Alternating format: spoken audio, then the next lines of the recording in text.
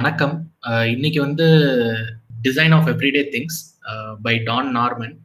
So இவர் வந்து author பத்தி முன்னாடி சொல்லிடுறேன். ஸோ ஆத்தர் வந்து professor of psychology and cognitive science. So இவர் வந்து ஆப்பிளில் வந்து வைஸ் பிரசிடென்ட் ஆஃப் டெக்னாலஜியாகவும் இருந்திருக்காரு. ஸோ இவரோட மெயின் ஃபோக்கஸ் வந்து ஒரு ப்ராடக்ட் டிசைன் எப்படி இருக்கணும், அப்புறம் கம்ப்யூட்டர் அப்ளிகேஷன்ஸ் எப்படி டிசைன் பண்ணணும், ஆப்ஸாக இருக்கட்டும். ஸோ இதெல்லாம் தான் அவரோட எக்ஸ்பர்டிஸ்.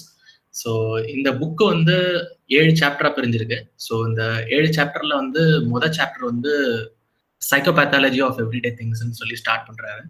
ஸோ இந்த சைக்கோபேத்தாலஜி அப்படின்றது அந்த சாப்டர்ல போறதுக்கு முன்னாடி சைக்கோபேத்தாலஜின்றது ஒன்றும் கிடையாது. Study of abnormal behaviours and experiences தான் நம்ம வந்து சைக்கோபேத்தாலஜி அப்படின்னு சொல்றோம். ஸோ இவர் இந்த சாப்டர் ஸ்டார்ட் பண்ணும் போதே இவர் சொல்றது வந்து என்னன்னா, நான் வந்து ஒரு ஏர்லைன் காக்பீட்டுக்குள்ள உள்ள போய் உட்காந்துட்டு அது ஏன் எனக்கு சரியா வந்து ஒர்க் ஆகல, ஏன் எக்ஸ்பீரியன்ஸ் சரியா இல்லை அப்படின்னு நான் கம்ப்ளைண்ட் பண்ண போறது கிடையாது. பட் ஆனா வந்து அன்றாட நான் யூஸ் பண்ற ஒரு விஷயம் இருக்கட்டும், ஒரு டோரா இருக்கட்டும், இல்லை நான் ஃபேனா இருக்கட்டும், இந்த விஷயங்கள்லாம் ஏன் வந்து எனக்கு கன்ஃபியூசிங்கா இருக்கு, ஏன் வந்து என்னால கரெக்டா யூஸ் பண்ண முடியல, அப்நார்மலா எனக்கு ஏன் ஃபீல் ஆகுது, அந்த விஷயங்களை மட்டும் தான் நான் இங்க கேள்வி கேட்கிறேன் அப்படின்ற மாதிரி சொல்லுவார் ஸ்டார்டிங்ல. முதல்ல வந்து அவர் 2 விஷயம் சொல்றாரு. ஒரு குட் முதல்ல டிசைனை டிஃபைன் பண்றாரு. டிசைன்ன்றது வந்து quote, design is concerned with how things work, how they are control and the nature of interaction between people and technology அப்படின்றாரு. ஸோ இதுல 3 விஷயம் சொல்றாரு. ஒன்னு வந்து ஹவு திங்ஸ் ஒர்க், எப்படி ஒர்க் ஆகுது. 2வது வந்து அது எப்படி கண்ட்ரோல் பண்றாங்க. 3வது வந்து அந்த ப்ராடக்ட்டுக்கும் அந்த பர்சனுக்குமான இன்ட்ராக்ஷன் எப்படி இருக்கு. ஸோ இந்த நம்ம டிசைன்னா நார்மலா என்ன நினைப்போம்னா, வெறும் வந்து ஒரு ஸ்கெட்சோ இல்ல ஒரு ப்ராடக்ட் எப்படி ஒர்க் ஆகுது அதோட வரைபடமோ அப்படின்னு நினைக்கிறோம். பட் டிசைன்ன்றது இதுதான் வந்து ஒரு ப்ராட் டெஃபினேஷன் ஆஃப் டிசைனா இவர் டிஃபைன் பண்றாரு. ஒரு குட் டிசைன், ஒரு பேட் டிசைன் அப்படின்றது எப்படி டிசைட் பண்றோம். ஸோ இவர் குட் டிசைனுக்கு வந்து 2 விஷயங்கள் இம்பார்ட்டன்ட் அப்படின்றாரு, கேரக்டரிஸ்டிக்ஸ். முதல்ல உள்ளது வந்து டிஸ்கவரபிலிட்டி, 2வது வந்து அண்டர்ஸ்டாண்டிங். டிஸ்கவரபிலிட்டின்றது என்ன மீன் பண்றாரு அப்படின்னா, நான் இப்போ வந்து ஒரு விஷயத்த பாக்குறேன், அந்த பொருளை நான் எப்படி யூஸ் பண்ண முடியும், என்னால டக்குனு உடனே பார்த்தோன்னே புரியுதா அப்படின்றதுதான் அவர் டிஸ்கவரபிலிட்டி அப்படின்றாரு. 2வது வந்து அண்டர்ஸ்டாண்டிங். சரி, அந்த பொருளை பார்த்துட்டேன், இதுதான் அந்த பொருள்கிட்ட நான் வந்து இப்படிதான் இன்ட்ராக்ட் பண்ண போறேன்னு நான் டிசைட் பண்ணிட்டேன். அந்த பொருள்கிட்ட நான் இப்படி இன்ட்ராக்ட் பண்ணும்போது அது அப்படிதான் ஒர்க் ஆகுதா, அந்த அண்டர்ஸ்டாண்டிங் எனக்கு கரெக்டா இருந்துச்சா. ஸோ இந்த 2 விஷயமும் வந்து தெளிவா ஒரு ப்ராடக்ட்ல இருந்தாலே, இல்ல எந்த ஒரு ப்ராசஸ்ல தெளிவா இருந்தாலே அதுவே குட் டிசைன் அப்படின்னு சொல்றாரு. இப்போ அதுல சொல்லும் போது அவர் என்ன சொல்றாருன்னா, ஒரு பொருள் ஏஸ்தெட்டிக்ஸ் பத்தி ஒரு வார்த்தை சொல்றாரு. ஏஸ்தெட்டிக்ஸ் வந்து என்ன சொல்றாருன்னா, ஒரு பொருள் அழகா இருந்து மட்டும் பயன் இல்லை. ஸோ அந்த அழகு அழகா இருந்து அதோட உண்மையான ஃபங்க்ஷனாலிட்டி என்னால யூஸ் பண்ண முடியல அப்படின்னா, நான் அதை வாங்கியும் பயன் இல்லை அப்படின்றதான் அவர் சொல்றாரு. ஸோ ஏஸ்தெட்டிக்ஸ் வந்து எவ்வளவு இம்பார்ட்டண்டா இருந்தாலும் அடிப்படையா அதோட ஃபங்க்ஷனாலிட்டி தான் வந்து பிரைமரி கோலா இருக்கணும், எந்த ஒரு பொருளை நம்ம தயாரிக்கிறோம் அப்படின்னாலும் அப்படின்ற மாதிரி சொல்றாரு. ஸோ அதுக்கு முன்னாடி வந்து ஒரு விஷயம் சொல்றாரு. இந்த மாதிரி நார்மன் டோர்ஸ் அப்படின்னு நம்ம வந்து ஜென்ரலா வந்து நிறைய பேர் கூப்பிடுறாங்க. ஸோ இந்த நார்மன் டோர்ஸ்ன்ற ஸ்பெசிஃபிகேஷன் ஏன் வந்தது அப்படின்னா, எந்தெந்த டோர்ஸ் எல்லாம் வந்துட்டு டக்குன்னு போய் நம்மளால யூஸ் பண்ண முடியலையோ, போய் இடிச்சுக்கிறோமோ, கன்ஃபியூசிங்கா இருக்கோ, அதெல்லாம் வந்து ஜென்ரலாவே இந்த புக்கை அப்புறமா தான் வந்து அந்த டோர்ஸ் எல்லாம் நார்மன் டோர்ஸ்ன்றத ஸ்பெசிஃபை பண்ண ஆரம்பிச்சாங்க. ஸோ இதுல வந்து அந்த டோர் வந்து ஏன் நம்ம இடிக்கிறோன்றத அவர் டிஃபைன் பண்றது வந்து 2 விஷயங்கள். ஒன்னு டிஸ்கவரபிலிட்டி, ஒன்னு அண்டர்ஸ்டாண்டிங். இது 2ம் இல்லாதனாலதான் அந்த டோர்ஸ் எல்லாம் வந்து நம்மளால ப்ராப்பரா யூஸ் பண்ண முடியல. ஸோ அதனால்தான் அது வந்து நார்மன் டோர்ஸ் அப்படின்ற அந்த புக்குக்கு அப்புறமா தான் அதெல்லாம் வந்து நார்மன் டோர்ஸ்ன்ற பேர் வந்துச்சு. அதுக்கப்புறம் அடுத்த விஷயம் என்ன சொல்றாரு அப்படின்னா, நேச்சுரல் சிக்னல்ஸ் பத்தி சொல்றாரு. ஸோ நேச்சுரல் சிக்னல்ஸ்னா, இப்போ என் வீட்டுல ஒரு எண்ணெய் பாட்டில் இருக்கு. அந்த எண்ணெய் பாட்டில நான் வந்து பார்த்த உடனே நான் என்ன திங்க் பண்றேன், ஓகே அந்த டாப்ல ஒரு சின்ன வந்து டென்ட் இருக்கு. ஸோ இந்த இடத்துல கை வச்சா இப்படி தட்டினோம்னா இது ஓப்பன் ஆயிடும். ஸோ அப்ப எனக்கு அது பார்த்தோன்னே அதை டிஸ்கவர் பண்ணிடுறேன். 2வது அதுல ஒரு சிக்னல் கொடுக்குது. அந்த நாச்சு வந்து எனக்கு ஒரு சிக்னல் கொடுக்குது, இங்க நீ கை வச்சு இப்படி மேல தட்டினா ஓப்பன் ஆயிடும் அப்படின்ற மாதிரி.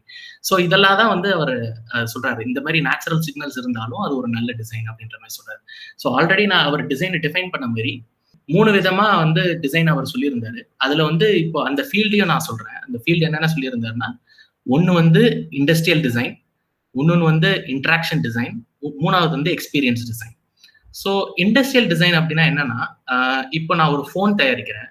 இந்த ஃபோன் வந்து இந்தந்த ஃபீச்சர்ஸோட இருக்கணும், இந்தந்த பெனிஃபிட்ஸ் இருக்கணும் அப்படின்றது சொல்றது வந்து இண்டஸ்ட்ரியல் டிசைன். ஸோ அது வந்து யாருக்கு கன்வே பண்றோம்னா, ஒன்னு யூசருக்கு கன்வே பண்றோம், இன்னொன்னு வந்து அதை தயாரிக்கிற ஒரு அந்த டிசைனர் சொல்றாரு, இது மாதிரி இந்த பொருளை நீங்க இந்த டைமென்ஷன்ஸ்ல தயாரிக்கணும், இந்த ஃபீச்சர்ஸ் இருக்கும் அப்படின்ற மாதிரி. ஸோ இந்த ப்ராசஸ், இந்த ஸ்பெசிபிக் ஃபீல்டு பேர் வந்து இண்டஸ்ட்ரியல் டிசைன் சொல்றாரு. 2வது வந்து இன்ட்ராக்ஷன் டிசைன். இப்போ நான் அந்த ஃபோன் வச்சிருக்கேன், அந்த ஃபோனோட எப்படி நான் வந்து யூஸ் பண்ண போறேன். இப்ப இந்த பட்டன் தட்டினா இது யூஸ் ஆகும், இந்த பட்டன் தட்டினா அது ஒர்க் ஆகணும், இந்த வால்யூம் பட்டன் இப்படி ஒர்க் ஆகணும். ஸோ இப்படி சொல்றது வந்து இன்ட்ராக்ஷன் டிசைன் அப்படின்னு சொல்றாரு. அந்த ஃபீல்ட சொல்றாரு. மூணாவது வந்து எக்ஸ்பீரியன்ஸ் டிசைன். ஸோ இன்ட்ராக்ஷன்ன்றது நான் எப்படி அதோட இன்ட்ராக்ட் பண்றேன்றது. எக்ஸ்பீரியன்ஸ்ன்றது ஒரு சிம்பிள் எக்ஸாம்பிள் சொல்லணும்னா, இப்போ நான் ஒரு பேங்க்குக்கு போறேன். அது அந்த பேங்க்ல உள்ள ஃபார்ம்ல வந்து இங்கிலீஷ் அண்ட் என்ன சொல்றது, இங்கிலீஷ் அண்ட் ஹிந்தில இருக்கு. அதை பார்த்துட்டு ஒரு தமிழ் அந்த ரெண்டு மொழியும் தெரியாத ஒரு ஆள் வந்து அதை பார்த்துட்டு என்ன ஃபீல் பண்றாரு, ஓகே எனக்கு இது ரெண்டுமே புரியல அப்படின்னு ஒரு ஆக்வர்ட்னஸ் ஃபீல் வருது இல்லை அவருக்கு. ஸோ அந்த ஆக்வர்ட்னஸ் ஃபீல் தான் எக்ஸ்பீரியன்ஸ் அவருக்கு. அது வந்து ஒரு நெகட்டிவ் எக்ஸ்பீரியன்ஸ். ஸோ அந்த நெகட்டிவ் எக்ஸ்பீரியன்ஸ் எப்படி சரி பண்ண முடியும்? இந்த டிசைனர் அவர் சொல்றது வந்து ஒரு ப்ராடக்ட் மட்டும் கிடையாது, ஒரு ப்ராசஸ். நான் ஒரு பேங்க்குக்கு போற ஒரு ப்ராசஸா இருக்கட்டும், ஒரு சீக்வன்ஸா இருக்கட்டும், எதுவா இருந்தாலும் அந்த எக்ஸ்பீரியன்ஸ் எப்படி குவாலிட்டியா மாத்துறது, எப்படி அதை வந்து அதை யூஸ் பண்ற பர்சன் வந்து ஹாப்பியா ஃபீல் பண்ண வைக்கிறது. ஸோ இந்த ஃபீல்ட வந்து அவர் எக்ஸ்பீரியன்ஸ் டிசைன் அப்படின்னு சொல்றாரு. இவரோட மெயின் கான்ட்ரிபியூஷன் அப்படின்னு சொல்லணும்னா, ஹியூமன் சென்டர்ட் டிசைன் அப்படின்ற ஒரு ஃபீல்டையே வந்து இவர் ரொம்ப பாப்புலரைஸ் பண்ணியிருக்கிறாரு. ஸோ ஹியூமன் சென்டர்ட் டிசைன் அப்படின்னா, முன்னாடியெல்லாம் டிசைன் எப்படின்னா ஒரு பர்பஸ் இருக்கும், இந்த பர்பஸை சாட்டிஸ்ஃபை பண்றதுக்கு அந்த ப்ராடக்ட் வந்துடும். பட் ஆனால் அது ஹியூமனுக்கு உண்மையிலே யூஸ்ஃபுல்லா இருக்கா அப்படின்ற அனலைசேஷன் இல்லை. ஸோ அந்த ஒரு ஸ்பெசிபிக் ஃபீல்டை வந்து ஹியூமன் சென்டர்ட் டிசைன் சொல்லிட்டு இவர் நிறைய கான்ட்ரிபியூட் பண்ணி அந்த ஃபீல்டை வந்து பாப்புலரைஸ் பண்ணியிருக்கிறாரு. ஸோ இதுல வந்து அவர் சொல்ல வர விஷயம் என்னன்னா, 5 விஷயங்கள் சொல்றாரு. ஒண்ணு வந்து அடுத்து வந்து அவர் சொல்றது வந்து டிஸ்கவரபிலிட்டிக்கு 5 கீ எலிமெண்ட்ஸ் தேவை அப்படின்னு சொல்றாரு. ஒண்ணு வந்து அஃபர்டன்ஸ், இன்னொன்னு வந்து சிக்னிஃபயர், மூணாவது வந்து கன்ஸ்ட்ரெயின், நாலாவது வந்து மேப்பிங், அஞ்சாவது வந்து ஃபீட்பேக். அப்புறம் வந்துட்டு இந்த அஃபர்டன்ஸ் அப்படின்றது என்னன்னா, சிம்பிளா எக்ஸ்பிளைன் பண்ணணும்னா, இப்போ வந்து நான் ஒரு ஸ்க்ரூ டிரைவர் வச்சிருக்கேன். அந்த ஸ்க்ரூ டிரைவரை வந்து நான் யூஸ் பண்ணி ஒரு கார்பெண்டர்ட்ட கொடுத்தனா அவர் என்ன பண்ணுவார்னா, அந்த ஸ்க்ரூ டிரைவரை வச்சு ஓப்பன் பண்ணுவார் அந்த ஸ்க்ரூவை. அதே ஸ்க்ரூ டிரைவர் வச்சு அது வந்து சரியா ஃபிட் ஆகலன்னு சொல்லி ஓங்கி ஒரு 2 தட்டு தட்டினாரா அப்படின்னா அந்த ஸ்க்ரூ டிரைவரே அவர் ஹேமரா யூஸ் பண்றாரு. ஸோ அந்த பர்டிகுலர் ஃபீல்டில் அது வந்து அவருக்கு அது அஃபர்டன்ஸா மாறுது. ஸோ அதை தான் அவர் வந்து அஃபர்டன்ஸ் அப்படின்னு டிஃபைன் பண்றாரு. ஸோ இது ஆல்ரெடி நான் சிக்னிஃபையர்ஸ் சொன்னது என்னன்னா, இந்த சிக்னல் கொடுக்கணும், எனக்கு வந்து இந்த பர்டிகுலர் ப்ராடக்ட்டை நீ இந்த இடத்துல கை வச்சு யூஸ் பண்ணணும், நீ இப்படிதான் இந்த ப்ராடக்ட்டை யூஸ் பண்ணணும்னு சில சிக்னிஃபிகன்ஸ் கொடுத்துச்சுன்னா அதெல்லாம் சிக்னிஃபையர்ஸ். கன்ஸ்ட்ரெயின்ஸ் அப்படின்றது என்னன்னா, இப்போ எந்த ஒரு ப்ராடக்ட்டுக்குமே வந்து ஒரு லிமிட்டிங் ஃபேக்டர் வைக்கணும். ஃபார் எக்ஸாம்பிள் நான் ஒரு பைக் இருக்கு, அந்த பைக் எக்ஸாம்பிளா சொல்றேன். ஒரு பைக் இருக்கு, அந்த பைக்கை நான் கிக் ஸ்டார்ட் பண்ணும்போது அந்த லிமிட் வரைக்கும் தான் அது போகும், அதுக்கு மேல அது வந்து போகாதுன்றது அங்க ஒரு கன்ஸ்ட்ரெயின் ஃபிக்ஸ் ஆயிருக்கு. இல்லைன்னா என்ன பண்ணுவோம், ஓங்கி ஒரே தட்டி அதை உடைக்க கூட வாய்ப்பு இருக்கு. ஸோ இந்த மாதிரி கன்ஸ்ட்ரெயின்ஸும் டிஸ்கவரபிலிட்டிக்கு இம்பார்ட்டன்ட் அப்படின்னு சொல்றாரு. அடுத்தது வந்து மேப்பிங். ஸோ மேப்பிங்கிறது என்னன்னா, இப்போ நீங்க ரிமோட்ல பாத்தீங்கன்னா, ரிமோட்டும் சரி கீபோர்ட்லயும் சரி பாத்தீங்கன்னா, உங்களோட top arrow, up arrow, bottom arrow, left arrow, right arrow எல்லாமே பக்கத்துலயே இருக்கும். ஸோ இப்போ இதுக்கு நீங்க ஆட்டோமேட்டிக்கா ரிலேட் பண்ணிக்கலாம். இது கிளிக் பண்ணா இது லெஃப்ட்ல போகும், இது பண்ணா ரைட்ல போகும். அதே மாதிரி தான் ரிமோட்டும். ஸோ இந்த ஒரு பர்டிகுலர் ப்ராடக்ட்ல இருக்கிற இண்டிவிஜுவல் ஃபீச்சர்ஸ்க்கு இதுக்கும் அதுக்கும் என்ன ரிலேஷன் இருக்குன்றத மேப் பண்றது தான் மேப்பிங். ஸோ இந்த மேப்பிங் தெளிவா இருக்கணும் எந்த ஒரு ப்ராடக்ட்லயும் அப்படின்றத சொல்றாரு. அடுத்தது வந்து ஃபீட்பேக்.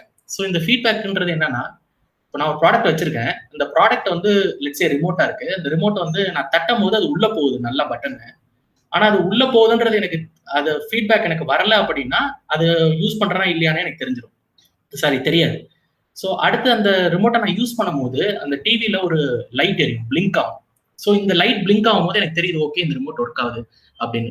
இல்லைன்னா ரிமோட்டுக்காண்டி நடந்த சண்டைகளே நிறைய நடந்திருக்கு, ரைட்? ஸோ சில பேர் ஒரு ரிமோட் ஒர்க் ஆகலன்னா தூக்கி அடிச்சவங்களை பார்த்துருக்கேன். என் ஃப்ரெண்ட் எல்லாம் வந்து செல்போன்ல இந்த ஒர்க் ஆகல அப்படின்னா தூக்கி அடிச்சு உடைச்சிருக்கான். ஸோ இந்த ஃபீட்பேக்ன்றது எந்த ஒரு ப்ராடக்ட்லயுமே ரொம்ப ரொம்ப இம்பார்ட்டன்ட் அப்படின்னு சொல்றாரு. அடுத்தது வந்து அவரு இதுதான் வந்து அவரு மெயினா வந்து இந்த ஃபர்ஸ்ட் சாப்டர்ல சொல்றாரு. ஃபர்ஸ்ட் சாப்டர்ல வந்துட்டு மெயினா டிஸ்கவரபிலிட்டியும் அண்டர்ஸ்டாண்டிங் பத்தி சொல்றாரு. எப்படி ஒரு ப்ராடக்ட் வந்து குட் டிசைனா இருக்க முடியும், ப்ராடக்டோ ப்ராசஸோ குட் டிசைனா இருக்க முடியும் அப்படின்றாரு. இதுல நிறைய விஷயங்கள் அவர் வந்து ஒரு ஸ்டோரி ஃபார்மேட்ல சொல்லியிருப்பாரு, எக்ஸாம்பிள் ஸ்டோரி ஃபார்மேட்ல. நான் வெறும் மேலாப்ல ஸ்கிமேட்டிக்கா சொல்றேன். அடுத்த சாப்டர் வந்து டிசைன் ஓரியன்டா மட்டும் இல்லாம சைக்காலஜி ஓரியன்டா எப்படி இருக்கு. இப்போ நான் வந்து ஒரு ப்ராடக்ட் டிசைன் பண்றேன்னா அந்த ப்ராடக்ட்டை மட்டும் நான் பார்த்து எப்பயுமே டிசைன் பண்ணாம எப்படி அது ஹியூமன் வந்து எப்படி அதுக்கு ரியாக்ட் பண்றான், அந்த ஹியூமன் பெர்ஸ்பெக்டிவ்ல எப்படி இருக்குன்றது தான் இந்த சாப்டர். ஸோ ஜென்ரலா வந்து ஹியூமன் எப்படி ஒரு எவ்ரிடே ஆக்ஷனா பர்ஃபார்ம் பண்றான் அப்படின்னு பார்க்கும்போது அவர் என்ன சொல்றாருன்னா, அதுல 2 துருவம் போறான் ஒரு மனுஷன் அப்படின்றாரு. சைக்காலஜிக்கலா எந்த விஷயத்தை எக்ஸிக்யூட் பண்றதுக்கு முன்னாடியும். ஒன்னு வந்து கல்ஃப் ஆஃப் எக்ஸிகியூஷன், இன்னொன்னு வந்து gulf of evaluation. So gulf of execution அப்படின்றது என்ன சொல்ல வர்றாரு அப்படின்னா, நான் வந்து இந்த விஷயத்த பண்ண போறேன், இதுதான் பண்ண போறேன்ற தெளிவு, எனக்கு இதுதான் பண்ண போறேன்ற தெளிவு முதல்ல ஃபிக்ஸ் பண்றேன். இப்படிதான் பர்ஃபார்ம் பண்ண போறேன்றது கிளாரிட்டி எனக்கு இருக்கணும். கிளாரிட்டி வந்துடும். அதுக்கப்புறமா அந்த எவாலுவேஷன் போறேன். அடுத்த துருவம் என்னன்னா, நான் வந்து அதை பண்ணதுக்கு அப்புறம் ஒரு ஃபீட்பேக் எதிர்பார்க்கறேன். இது கரெக்டா பண்ணிருக்கேனா, இதுதான் நான் எதிர்பார்த்தனா. ஸோ இந்த 2 துருவம் தான் அவர் சொல்றாரு. எந்த ஒரு விஷயத்த பண்றதுக்கு முன்னாடியும் ஒன்னு வந்து கல்ஃப் ஆஃப் எக்ஸிகியூஷன், ஒன்னு வந்து கல்ஃப் ஆஃப் எவாலுவேஷன் அப்படின்றாரு. ஸோ அடுத்து வந்து ஒரு விஷயத்த பர்ஃபார்ம் பண்றதுக்கு முன்னாடி ஒரு ஆக்ஷன் சைக்கிள் ஹியூமன் அண்டர்கோ பண்றான். அந்த ஆக்ஷன் சைக்கிள் என்ன அப்படின்றாருன்னா, எனக்கு ஒரு கோல் இருக்கும், இந்த கோலை தான் நான் அச்சீவ் பண்ண போறேன் அப்படின்ற கோல் இருக்கும். ரெண்டாவது வந்து பிளான், இந்த கோல் அடையிறதுக்கு இதுதான் என் பிளான்னு சொல்லி ஒரு மேப் போடுறேன். மூணாவது வந்து ஸ்பெசிஃபை பண்ண போறேன். இந்த ஸ்பெசிஃபிகேஷன் என்னன்னா, இந்த ஸ்டெப்ஸை நான் ஃபாலோ பண்ணேன்னா இந்த கோலை நான் போய் அடைவேன் அப்படின்ற மாதிரி. நாலாவது வந்து பர்ஃபார்ம், அந்த ஸ்பெசிஃபை பண்ண பாத்தை வந்து நான் பர்ஃபார்ம் பண்ணி பார்க்கறேன். அஞ்சாவது வந்து பர்சீவ். ஸோ இந்த பர்சீவ்ன்றது என்னன்னா, நான் வந்து இந்த விஷயத்த பண்ணி பார்த்ததுக்கு அப்புறம் அதோட ரியாக்ஷன் எப்படி வருது அப்படின்றத அண்டர்ஸ்டாண்ட் பண்ணுறது. நான் ப்ரீவியஸா சொன்ன ஃபீட்பேக் மாதிரி. ஆறாவது வந்து இன்டர்பிரட். ஸோ இன்டர்பிரட்ன்றது ஒரு பர்செப்ஷன் ஆட்டிடியூடா. இது வந்து இந்த ஃபர்ஸ்ட் சாப்டர்ல ஒரு ஸ்டோரி ஒன்று சொல்லியிருப்பாரு. அந்த ஸ்டோரியில என்னன்னா வந்து அவரோட ஹாலிடே பீரியட்ல அவர் வந்து இதுக்கு போயிருப்பாரு, இங்கிலாந்துக்கு. இங்கிலாந்துல அந்த லேண்ட் ஓனர் வந்துட்டு இந்த மாதிரி ஒரு டாக்குமெண்ட் உங்க வீட்டுக்குள்ள வச்சுட்டேன், என் வீட்டுல வச்சுட்டேன், அதை எடுக்கணும் அப்படின்னு சொல்லி போறேன் அப்படின்னு சொல்லிட்டு அந்த லேடி சொல்லுவாங்க. அது போய் அந்த விஷயத்த எடுக்க போகும்போது ஒரு டிராயர்ல தான் அந்த டாக்குமெண்ட்ஸ் இருக்கும். அந்த லேடி அதை இழுத்து பார்த்துட்டு உடனே வந்து என்னால ஓபன் பண்ண முடியல அப்படின்ற மாதிரி சொல்லிட்டு அந்த ஆத்தரை பார்ப்பாங்க. ஆத்தர் உடனே சொல்லுவாரு, உடனே அந்த லேடி என்ன ரியாக்ட் பண்ணுவோம்னா, எனக்கு இந்த மாதிரி மெக்கானிக்கல் விஷயங்கள்லாம் எனக்கு யூஸ் பண்ணி பழக்கம் இல்லை, ஜென்ரலாவே எனக்கு வந்து இது யூஸ் பண்ண முடியாது அப்படின்ற மாதிரி அவங்க சொல்லுவாங்க. அதுக்கு வந்து அவர் என்ன சொல்லுவாருன்னா, நீங்க அப்பாலஜைஸ் பண்ணக்கூடாது, அந்த பொருள் தான் உங்கள்கிட்ட அப்பாலஜைஸ் பண்ணணும், அந்த டிசைனர் தான் உங்களுக்கு அப்பாலஜைஸ் பண்ணணும் அப்படின்ற மாதிரி சொல்லுவாரு. ஸோ இதுல பர்செப்ஷன் என்னன்னா, ஜென்ரலாவே நம்ம ஒரு விஷயம் பண்றோம், இன்டர்பிரட் பண்ணும்போது நம்ம என்ன இன்டர்பிரட் பண்றோம்னா, நம்ம தான் மெயினா தப்பு பண்ணியிருப்போம் அப்படின்ற மாதிரி இன்டர்பிரட் பண்றோம். அப்படி பண்ணாம அது உண்மையிலே அதோட ரூட் காஸ் என்னன்றதை அனலைஸ் பண்ணணும் அப்படின்ற மாதிரி சொல்லுவாரு. ஏழாவது விஷயம் வந்து கம்பேர். ஸோ இந்த ஆக்ஷன் சைக்கிள்ல லாஸ்ட் விஷயம் வந்து ஃபர்ஸ்ட் வந்து கோல், லாஸ்ட் விஷயம் வந்து கம்பேர். ஸோ இப்போ இந்த கம்பேர்ல வந்து நான் வந்து ஒரு பிளான் போட்டு எல்லாம் போயிட்டேன், அந்த பர்டிகுலர் பாயிண்ட்டை போய் நான் ரீச் பண்ணும்போது ஏதோ ஒரு ரூட்ல போய் அதை ரீச் ஆயிட்டேன். ஆனா அந்த அவுட்கம் வந்து என் கோலோட மேட்ச் ஆகுதா அப்படின்றத செக் பண்ணி பார்க்கணும். ஸோ இதுதான் வந்து ஒரு நார்மல் ஹியூமன் ஒரு எந்த ஆக்ஷனை பெர்ஃபார்ம் பண்றதா இருந்தாலும் பண்ணுவான், பட் அவனுக்கே தெரியாம பண்ணுவான் அப்படின்ற மாதிரி சொல்றாரு. ஸோ இதுல வந்து அவர் ஹியூமனோட பிஹேவியரை வந்து திருப்பி பிஹேவியரை பத்தி 2 விதமா பிரிக்கிறாரு. ஒன்னு வந்து கோல் ட்ரிவன் பிஹேவியர், அதுக்குதான் அந்த 7 செட்டு விஷயங்கள். ரெண்டாவது வந்து ஈவென்ட் ட்ரிவன் பிஹேவியர். ஸோ கோல் ட்ரிவன் பிஹேவியர் அப்படின்றது என்னன்னா, உனக்கு ஒரு டார்கெட் இருக்கு, அந்த டார்கெட்டை ரீச் பண்றதுக்கு நான் எப்படியோ ஒரு பிளான் போட்டு போயிடுறேன். ரெண்டாவது வந்து ஈவென்ட் ட்ரிவன் பிஹேவியர்ன்றது என்ன அர்த்தம் அப்படின்னா, இதுக்கு ஒரு எக்ஸாம்பிளோட சொல்லலாம்னு நினைக்கிறேன். ஸோ நான் வந்து ஒரு அசோக் லேலண்ட் டிசைன் ஹெட்ட பேசும்போது அவர் என்ன சொன்னாருன்னா, நாங்க டிசைன் பண்றதுக்கு முன்னாடி என்ன பண்ணுவோம், அந்த ஒரு ட்ரக் டிசைன் பண்றோம்னா டாட்டாவோட ட்ரக் ஒன்று வாங்கிடுவோம், அதே மாதிரி ஓல்வோட ட்ரக் ஒன்று வாங்கிடுவோம். இந்த 2 விஷயத்தையுமே நாங்க ஃபுல்லா பிரிச்சுட்டு அவங்க என்ன பண்ணிருக்காங்க அப்படின்றத முதல்ல அனலைஸ் பண்ணுவோம். அதுக்கப்புறம் ஒரு பெஞ்ச் மார்க் செட் பண்ணுவோம், இதை தான் நாங்க பிரேக் பண்ண போறோம் அப்படின்ற மாதிரி. ஒரு டார்கெட் நான் ஃபிக்ஸ் பண்றேன், அந்த டார்கெட்டை பேஸ் பண்ணி நான் ஒர்க் பண்ண ஆரம்பிச்சேன். லைக் எப்படி சொல்ற, டார்கெட் இல்ல, ஒரு பெஞ்ச் மார்க் ஃபிக்ஸ் பண்றேன், ஒரு டேட்டா என்கிட்ட இருக்கு, அந்த டேட்டாவை பேஸ் பண்ணி ஒர்க் பண்ண ஆரம்பிக்கிறது data driven behaviour R event driven behaviour அப்படின்னு சொல்றாரு. இதுதான் பிஹேவியர் பத்தி சொல்றது.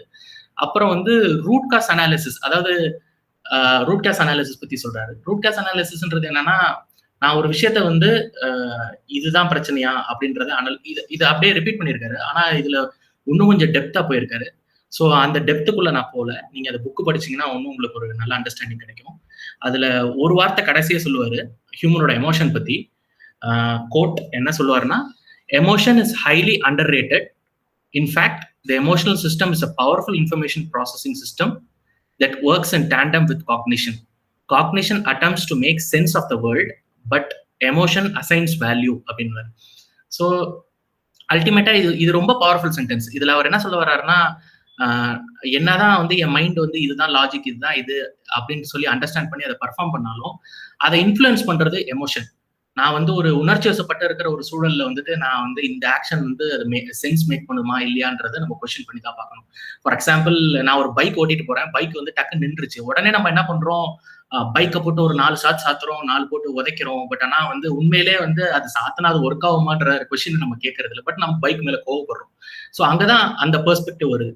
Emotion also influence how we think, நம்ம காக்னிஷனை இன்ஃப்ளூயன்ஸ் பண்ணுது அப்படின்ற மாதிரி அவரோட பெர்ஸ்பெக்டிவ்ல சொல்றாரு. நான் என் பெர்ஸ்பெக்டிவ்ல எக்ஸாம்பிளா சொல்றேன்.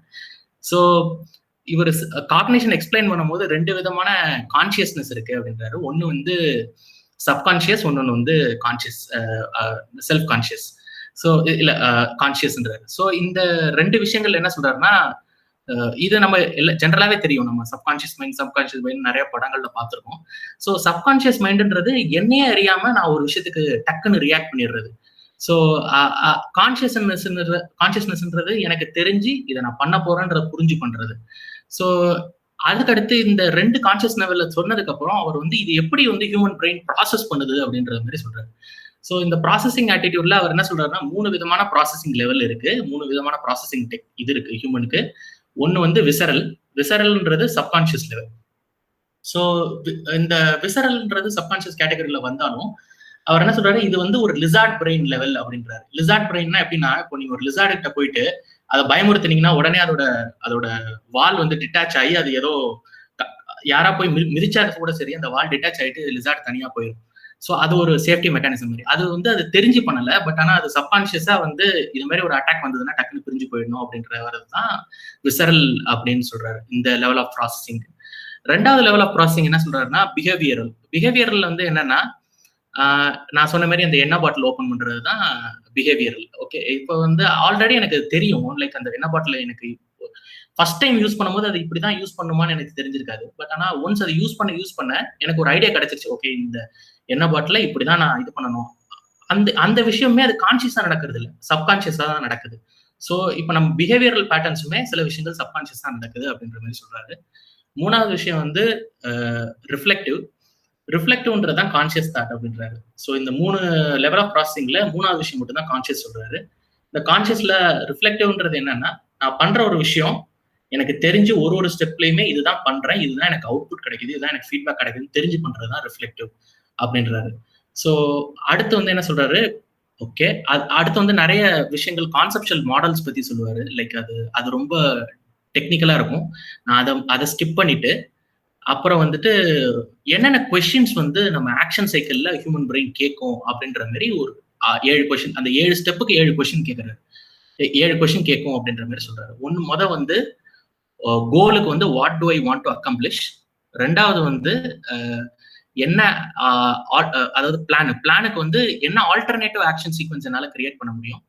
3வது வந்து என்னோட சீக்வன்ஸ், இந்த சீக்வன்ஸுக்கு இப்போதைக்கு நான் என்ன பண்ண முடியும் அப்படின்றத பிளான் பண்ணுவேன். 4வது வந்து பர்ஃபார்ம், நான் அதை பர்ஃபார்ம் பண்ணி பார்த்து அது பர்ஃபார்ம் பண்றது எப்படி பண்ண முடியும், நான் என்ன பண்ண முடியும்ன்றத திங்க் பண்றது. அடுத்தது வந்து வாட் ஹேப்பன்னா அந்த ஃபீட்பேக் என்ன நடந்தது. 6வது வந்து வாட் டஸ் இட் மீன், நான் வந்து இப்ப நான் பண்ணதுக்கு அப்புறம் அது என்ன, அந்த பர்செப்ஷனை தான் அவர் சொல்றாரு. பர்செப்ஷன் வந்து அது என்ன மீன் பண்ணது, நான் உண்மையிலே தப்பு பண்ணியிருக்கேனா, இல்ல அது அந்த பொருளோட தப்பா, இல்ல அந்த இன்னொரு பர்சனோட தப்பான்றது ரியலைஸ் பண்றது பர்செப்ஷன்ல. 7வது வந்து have I accomplish my goal. இதுதான் வந்து அந்த கம்பேரிசன்ல வந்துட்டு நான் என்னோட அவுட்கமும் என்னோட கோலும் வந்து மேட்ச் ஆகுதா இல்ல எவ்வளவு டிஃபர் ஆகுதுன்ற அனலைசேஷன். ஸோ அவர் அந்த ஆக்ஷன் சைக்கிளும் கொடுத்துட்டு அந்த ஆக்ஷன் சைக்கிளுக்கு பிரெயின் என்ன கொஸ்டின்ஸ் கேட்கும் அப்படின்ற மாதிரியும் இதுல டிஃபைன் பண்றாரு அந்த சாப்டர்ல. ஸோ அடுத்து வந்து அவர் அந்த இது டிஸ்கவரபிலிட்டிக்கு ஒரு 5 திங்ஸ் கொடுத்திருந்தாரு. சிக்னிஃபயர்ஸ், மேப்பிங்ஸ், கன்ஸ்ட்ரெயின்ஸ் அது மாதிரி கொடுத்திருந்தாருல. அதே விஷயங்களை 7 fundamental principles of design define பண்றாரு. அதுல வந்து என்னென்ன டிசைனுக்கு இம்பார்ட்டன்ட் அப்படின்னு டிஃபைன் பண்றாருன்னா, ஒன்னு வந்து டிஸ்கவரபிலிட்டி, ஃபீட்பேக், கான்செப்சுவல் மாடல், 4வது வந்து அஃபர்டன்ஸ், 5வது வந்து சிக்னிஃபயர், 6வது வந்து மேப்பிங், 7வது வந்து கன்ஸ்ட்ரெயின்ஸ். ஸோ இதை சொல்லிட்டு இந்த ஃபண்டமெண்டல் பிரின்சிபல்ஸை ஃபாலோ பண்ணக்கூடிய எந்த ப்ராடக்டோ இல்லை எந்த ப்ராசஸுமோ it will be to an extent good அப்படின்ற மாதிரி சொல்றாரு. ஸோ அடுத்து வந்து சாப்டர் 3ல வந்து என்ன சொல்றாருன்னா, சாப்டர் 3 வந்து எதை பேஸ் பண்ணியிருக்குன்னா, knowledge in head and knowledge in the world. இப்போ நாலேஜ் இதுல என்ன மீன் பண்றாருன்னா, நாலேஜ் இன் த ஹெட்ன்றது வந்து என்னன்னா, அந்த பர்சனுக்கு வந்து எனக்கு இந்த விஷயம் இப்படிதான் பண்ணணும்னு ஒரு ஐடியா இருக்கும். ஆனா அந்த பர்டிகுலர் என்விரான்மெண்ட்ல அப்படிதான் அது பண்ணணுமான்றது என்னால ரியலைஸ் பண்ணியும் பண்ண முடியும். ஃபார் எக்ஸாம்பிள், நான் ஒரு ஏடிஎம்க்கு போறேன். அந்த ஏடிஎம்ன்றது அங்க ப்ராடக்ட். அந்த ப்ராடக்டை போய் நான் பார்க்கும்போது அந்த பர்சனுக்கு உடனே வந்து ஒரு நியூவா ஒரு பர்சன் போகும்போது அவருக்கு இருக்கிற நாலேஜ்னால அதை யூஸ் பண்ண முடியலனாலும் அந்த ஏடிஎம் பார்க்கும்போது அதுல சில இன்ஸ்ட்ரக்ஷன்ஸ் இருக்குது. ஓகே, அந்த இன்ஸ்ட்ரக்ஷன் பார்த்துட்டு ஓகே இது வந்து இப்படிதான் யூஸ் பண்ணணும், அந்த வேர்ல்டு கிட்ட இருந்து அதை கத்துக்கிட்டு யூஸ் பண்றது வந்து நாலேஜ் இன் த வேர்ல்டு, அதுல இருந்து நம்ம கத்துக்கிறோம் அப்படின்ற மாதிரி சொல்றாரு. ஸோ அடுத்து வந்து இந்த நாலேஜ் பத்தி அவர் சொல்லும் போது, நாலேஜ்ல வந்து 2 விதமான நாலேஜ் இருக்கு அப்படின்றாரு. ஒன்னு வந்து டிக்ளரேட்டிவ் நாலேஜ், இன்னொன்று வந்து procedural knowledge. So declarative knowledge அப்படின்றது என்ன சொல்ல வர்றாருன்னா, நாலேஜ், இந்த டிக்ளரேட்டிவ் நாலேஜ் வந்து ஃபேக்ட்ஸ் அண்ட் ஹிஸ்டரி. இப்போ வந்து சூரியன் வந்து கிழக்குல தான் உதிக்கும் அப்படின்றது வந்து ஃபேக்ட், அதை நம்ம யாருனாலையும் மாற்ற முடியாது. ஸோ அந்த மாதிரி விஷயங்கள் எல்லாமே நம்ம என்ன பண்ண முடியும்னா, நம்ம வந்து ரைட் எழுத முடியும், அதே நேரத்தில் மற்றவங்களுக்கு சொல்லிக் கொடுக்க முடியும். ஸோ இதுதான் ஃபேக்ட், இது வந்து எந்த காலத்திலுமே இது மாற போறது இல்லை. ஸோ இதெல்லாம் வந்து டிக்ளரேட்டிவ் நாலேஜ். ஸோ அடுத்து வந்து ப்ரொசீஜரல் நாலேஜ்ன்றது என்னன்னா, இப்போ நான் வந்து ஒரு மியூசிக் கத்துக்கணும், ஒரு கீபோர்டு கத்துக்கணும், இல்லை ஒரு கிட்டார் கத்துக்கணும் அப்படின்னா, அந்த விஷயத்துக்கு வந்து நான் வந்து ஃபேக்ட்ஸ் அண்ட் ஃபிகர்ஸ் யூஸ் பண்ணி நான் அதை லேர்ன் பண்ண முடியாது. பட் இருந்தாலும் அது ஒரு ப்ரொசீஜர்லாம், இந்த கிட்டார்னா இந்த இன்ஸ்ட்ருமெண்ட்டை நான் இப்படிதான் யூஸ் பண்ணணும் அப்படின்ற ஒரு ட்ரைனிங் அண்டர்கோ பண்ணிட்டு, அதுக்கப்புறமா எனக்கு ஒரு ப்ரொசீஜர் தெரிஞ்சிச்சு. அதுக்கப்புறம் எனக்கு சப்கான்சியஸாவே நான் ஹையர் லெவல்ல திங்க் பண்ண ஆரம்பிச்சிருவேன். அந்த பர்டிகுலர் கிட்டாரை வந்து நான் அப்படிதான் யூஸ் பண்ணணும் அப்படின்ற, இந்த ஸ்ட்ரிங் எப்படிதான் அடிக்கணும்னு நான் யோசிக்க மாட்டேன். பட் ஆனால் மியூசிக் எப்படி கிரியேட் பண்றதுன்னு திங்க் பண்ண ஆரம்பிச்சிருவேன். அப்படின்றது தான் அவர் வந்து ப்ரொசீஜரல் நாலேஜ் அப்படின்னு சொல்றாரு. ஸோ அடுத்து இந்த 2 விதமான நாலேஜை சொல்லி முடிச்சதுக்கு அப்புறமா 2 கிளாஸஸ் ஆஃப் மெமரி சொல்றாரு. ஸோ இவர் வந்து இந்த பர்டிகுலர் புக்கை வந்து 1986ல எழுதினாரு. இந்த 1986ல எழுதுறதுக்கு முன்னாடி வந்து இவர் எழுதின புக் வந்து மெமரி மாடல்ஸ் பத்தி, ஹியூமன் எப்படி மெமரி மாடல்ஸ் இருக்கும் அப்படின்ற மாதிரி ஒரு புக் எழுதியிருந்தாரு. ஸோ அதோட ஃபாலோயிங்காவே இந்த புக்லையும் கொண்டு வந்திருந்தாரு. ஸோ இந்த புக்ல வந்து ஷார்ட் டேர்ம் மெமரினா என்ன, லாங் டேர்ம் மெமரி என்ன, 2 classes of major classes of memory வந்து ஒன்று ஷார்ட் டேர்ம் மெமரி, இன்னொன்று வந்து லாங் டேர்ம் மெமரி அப்படின்றாரு. ஸோ ஷார்ட் டேர்ம் மெமரின்றது நம்ம கம்ப்யூட்டர்ல உள்ள ரேம் மெமரி. நம்ம வந்து அந்த விஷயத்த உள்வாங்குறோம், டக்குன்னு நம்ம பிரெயின் ப்ராசஸ் பண்ணிட்டு அதை வந்து எக்ஸிக்யூட் பண்ணிடும். அது ரொம்ப நேரமா நம்ம மைண்ட்ல நிக்காது. 2வது கைண்ட் ஆஃப் மெமரி வந்து லாங் டேர்ம் மெமரி. இந்த லாங் டேர்ம் மெமரின்றது வந்து என்னன்னா, நம்ம விஷயங்கள் வந்து என்னென்ன லேர்ன் பண்ணுமோ அது எல்லாமே நம்ம பிரெயின்ல ஸ்டோர் ஆயிட்டு, அது வந்து ரொம்ப லாங் டேர்ம்க்கு பாஸ்ட்ல அது சேவ் ஆயிருக்கும். அதை வந்து நம்ம ஆக்ஷன்ஸும் அதை வந்து இன்ஃப்ளூயன்ஸ் பண்ணும். ஸோ அதுதான் வந்து லாங் டேர்ம் மெமரி அப்படின்றது. ஸோ இந்த பர்டிகுலர் சாப்டர்ல அவர் வந்துட்டு மெயினா சொன்னது என்னன்னா, நாலேஜ்னா என்ன, நாலேஜோட டைப்ஸ், அதுக்கப்புறம் மெமரினா மெமரியோட கிளாஸஸ். ஸோ அல்டிமேட்டா நமக்கு ஒரு திங்கிங் வரும். ஒரு ப்ராடக்ட் டிசைனுக்கோ இல்ல ஒரு ப்ராசஸ் டிசைனுக்கோ இவ்வளவு விஷயங்கள் நம்ம திங்க் பண்ணணுமா, ஒரு ஹியூமனை பத்தி அனலைஸ் பண்ணணுமா அப்படின்ற கேள்விகள்லாம் வரும். பட் ஆனா இதுதான் வந்து அடுத்து வந்து வந்த எல்லா ப்ராடக்ட்ஸ்லயுமே இது வந்து சக்சஸ்ஃபுல்லா இருந்திருக்கு.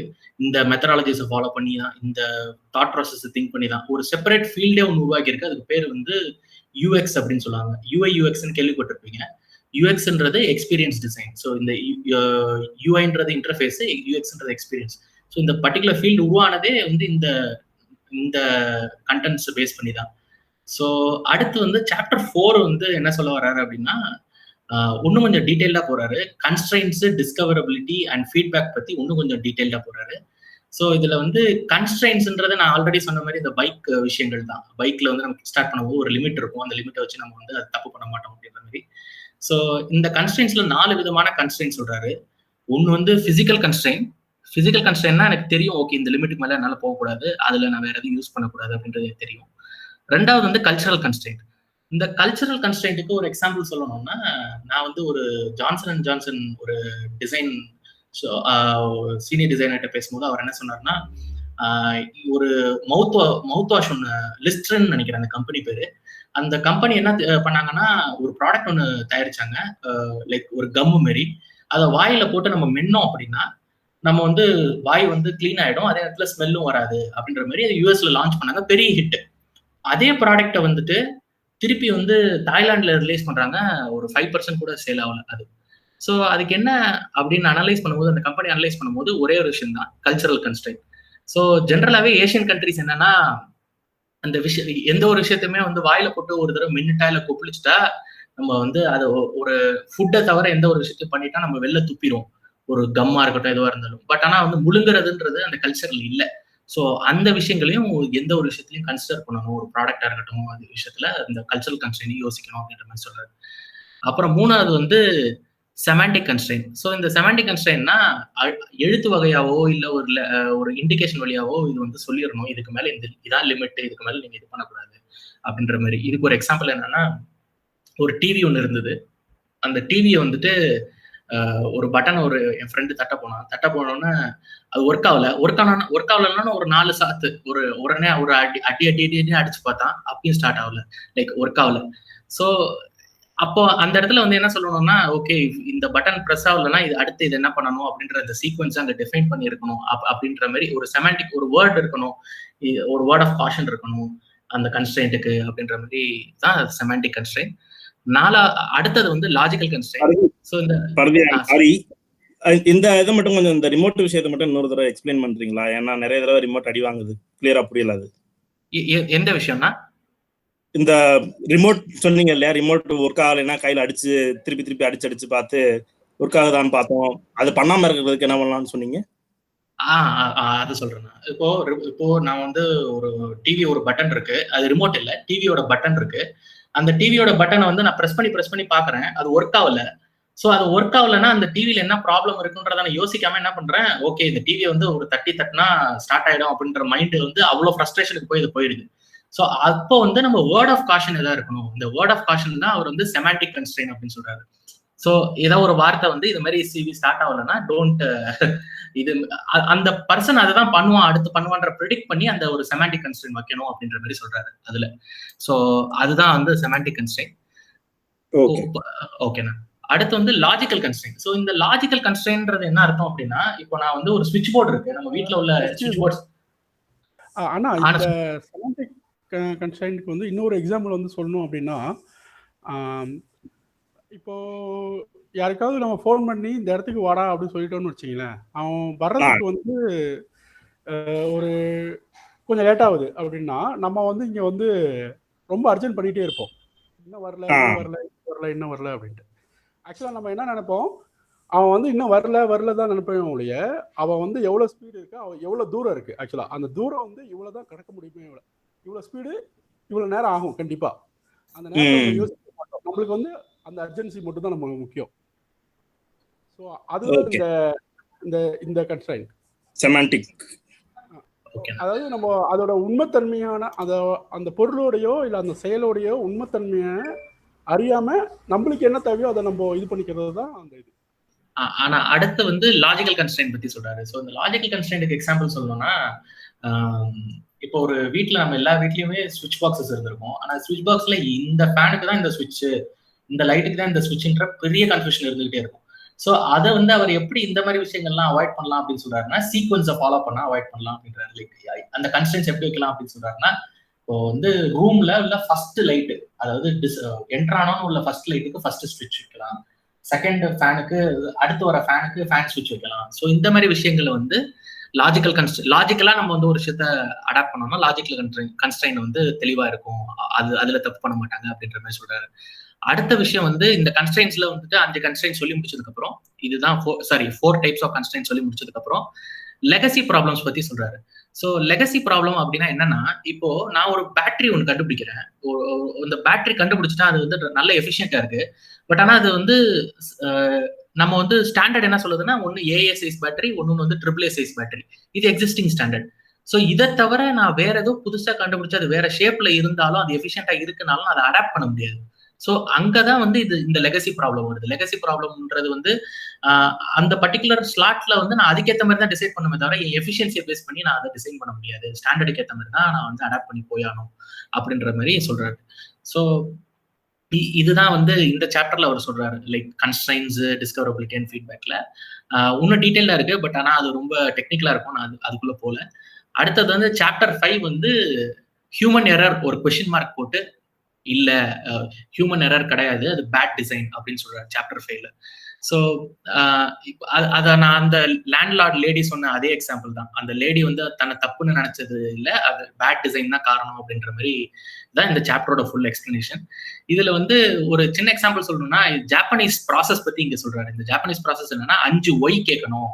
இப்போ ஒரு எக்ஸாம்பிள் வந்து ஒரு பிளேன் கிராஷ் ஆயிடுச்சு அப்படின்னா, அந்த பிளேன் வந்து why did the plane crash, ரெண்டாவது வந்து why didn't the pilot recover from the dive, மூணாவது வந்து why was that, and why was that கேட்டதுக்கு அப்புறம் வந்து ஃபர்தர் என்கொயரிஸ் நீடட் அப்படின்ற மாதிரி அந்த விஷயங்களை சொல்றாரு. ஒய் வாஸ் தட், அப்புறம் திருப்பி வந்து ஒரு ஆன்சர் வருது, அந்த ஆன்சருக்கு அப்புறம் திருப்பி ஒய் வாஸ் தட் அப்படின்ற வருது.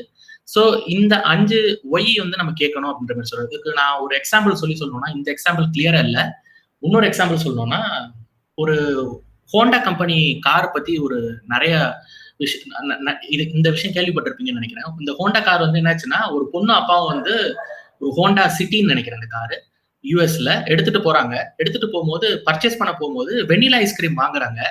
வெனிலா ஐஸ்கிரீம் வாங்கும் போதெல்லாம் வந்து கார் வந்து எந்த ப்ராப்ளமும் ஆகல. ஆனா வந்து ஸ்ட்ராபெரி ஐஸ்கிரீம் வாங்கும் போது மட்டும் கார் வந்து சுவிட்ச் ஆஃப் ஆயிடுச்சு. ஸோ இது என்ன அப்படின்றத அனலைஸ் பண்ணும்போது இவருக்கு அந்த அப்பாவுக்கு புரியவே இல்லை. ஏன் இந்த வண்டி ஆஃப் ஆகுது, எதுக்கு ஆஃப் ஆகுது அப்படின்றது புரியவே இல்லை. ஸோ அவர் வந்து என்ன சொல்றாரு, அவர் என்ன கடைசியா முடிவு பண்றாரு, சரி ஓகே இந்த வண்டி இதே மாதிரி ஒரு 10 தடவை ஆயிருக்கு. 10 தடவை ஆனதுக்கு அப்புறமா திருப்பி என்ன யோசிக்கிறாரு, இதுக்கு வந்து கம்பெனிட்ட தான் கேட்கணும் அப்படின்னா, கம்பெனிட்ட போய் சொல்லியிருக்காரு, நான் வெனிலா ஐஸ்கிரீம் வாங்கும்போது கார் வந்து ஆஃப் ஆகல, ஆனா வந்து ஸ்ட்ராபெரி ஐஸ்கிரீம் வாங்கினா லைக் கார் ஆஃப் ஆயிடுது அப்படின்ற மாதிரி ரீசன் சொன்னா, அந்த கம்பெனி வந்து என்ன இவர் வந்து இது மாதிரி காமெடியா ஒரு விஷயத்த சொல்றாரு அப்படின்னு விட்டு இருந்தாங்கன்னா அந்த ப்ராப்ளத்தை சால்வ் பண்ணிருக்க முடியாது. பட் அந்த இன்ஜினியர்ஸ் என்ன பண்ணிருக்காங்க, ரூட் காஸ் அனாலிசிஸ் பண்ணிருக்காங்க, ஏன் இந்த விஷயம் நடக்குது அப்படின்ற மாதிரி. அந்த கார் எடுத்துட்டு போய் அந்த இன்ஜினியர்ஸ் வந்து அனலைஸ் பண்ணி பார்க்கும்போது இன்ஜின்ல ஒரு மேஜர் பிரச்சனை இருந்திருக்கு. அது வந்து அந்த ஹோல் ஹோண்டா சிட்டி ஃபிளீட்ல எல்லா கார்லயுமே அந்த பிரச்சனை இருந்திருக்கு. ஸோ அது வந்து இந்த ஒரு பர்டிகுலர் சுச்சுவேஷன்ல மட்டும்தான் அது ரிவீல் ஆயிருக்கு. அதை கண்டுபிடிக்காம விட்டுருந்தா எல்லா காருமே ஒரு பெரிய ப்ராப்ளத்துல போய் நின்றுருக்கும் அப்படின்றத ரியலைஸ் பண்றாங்க.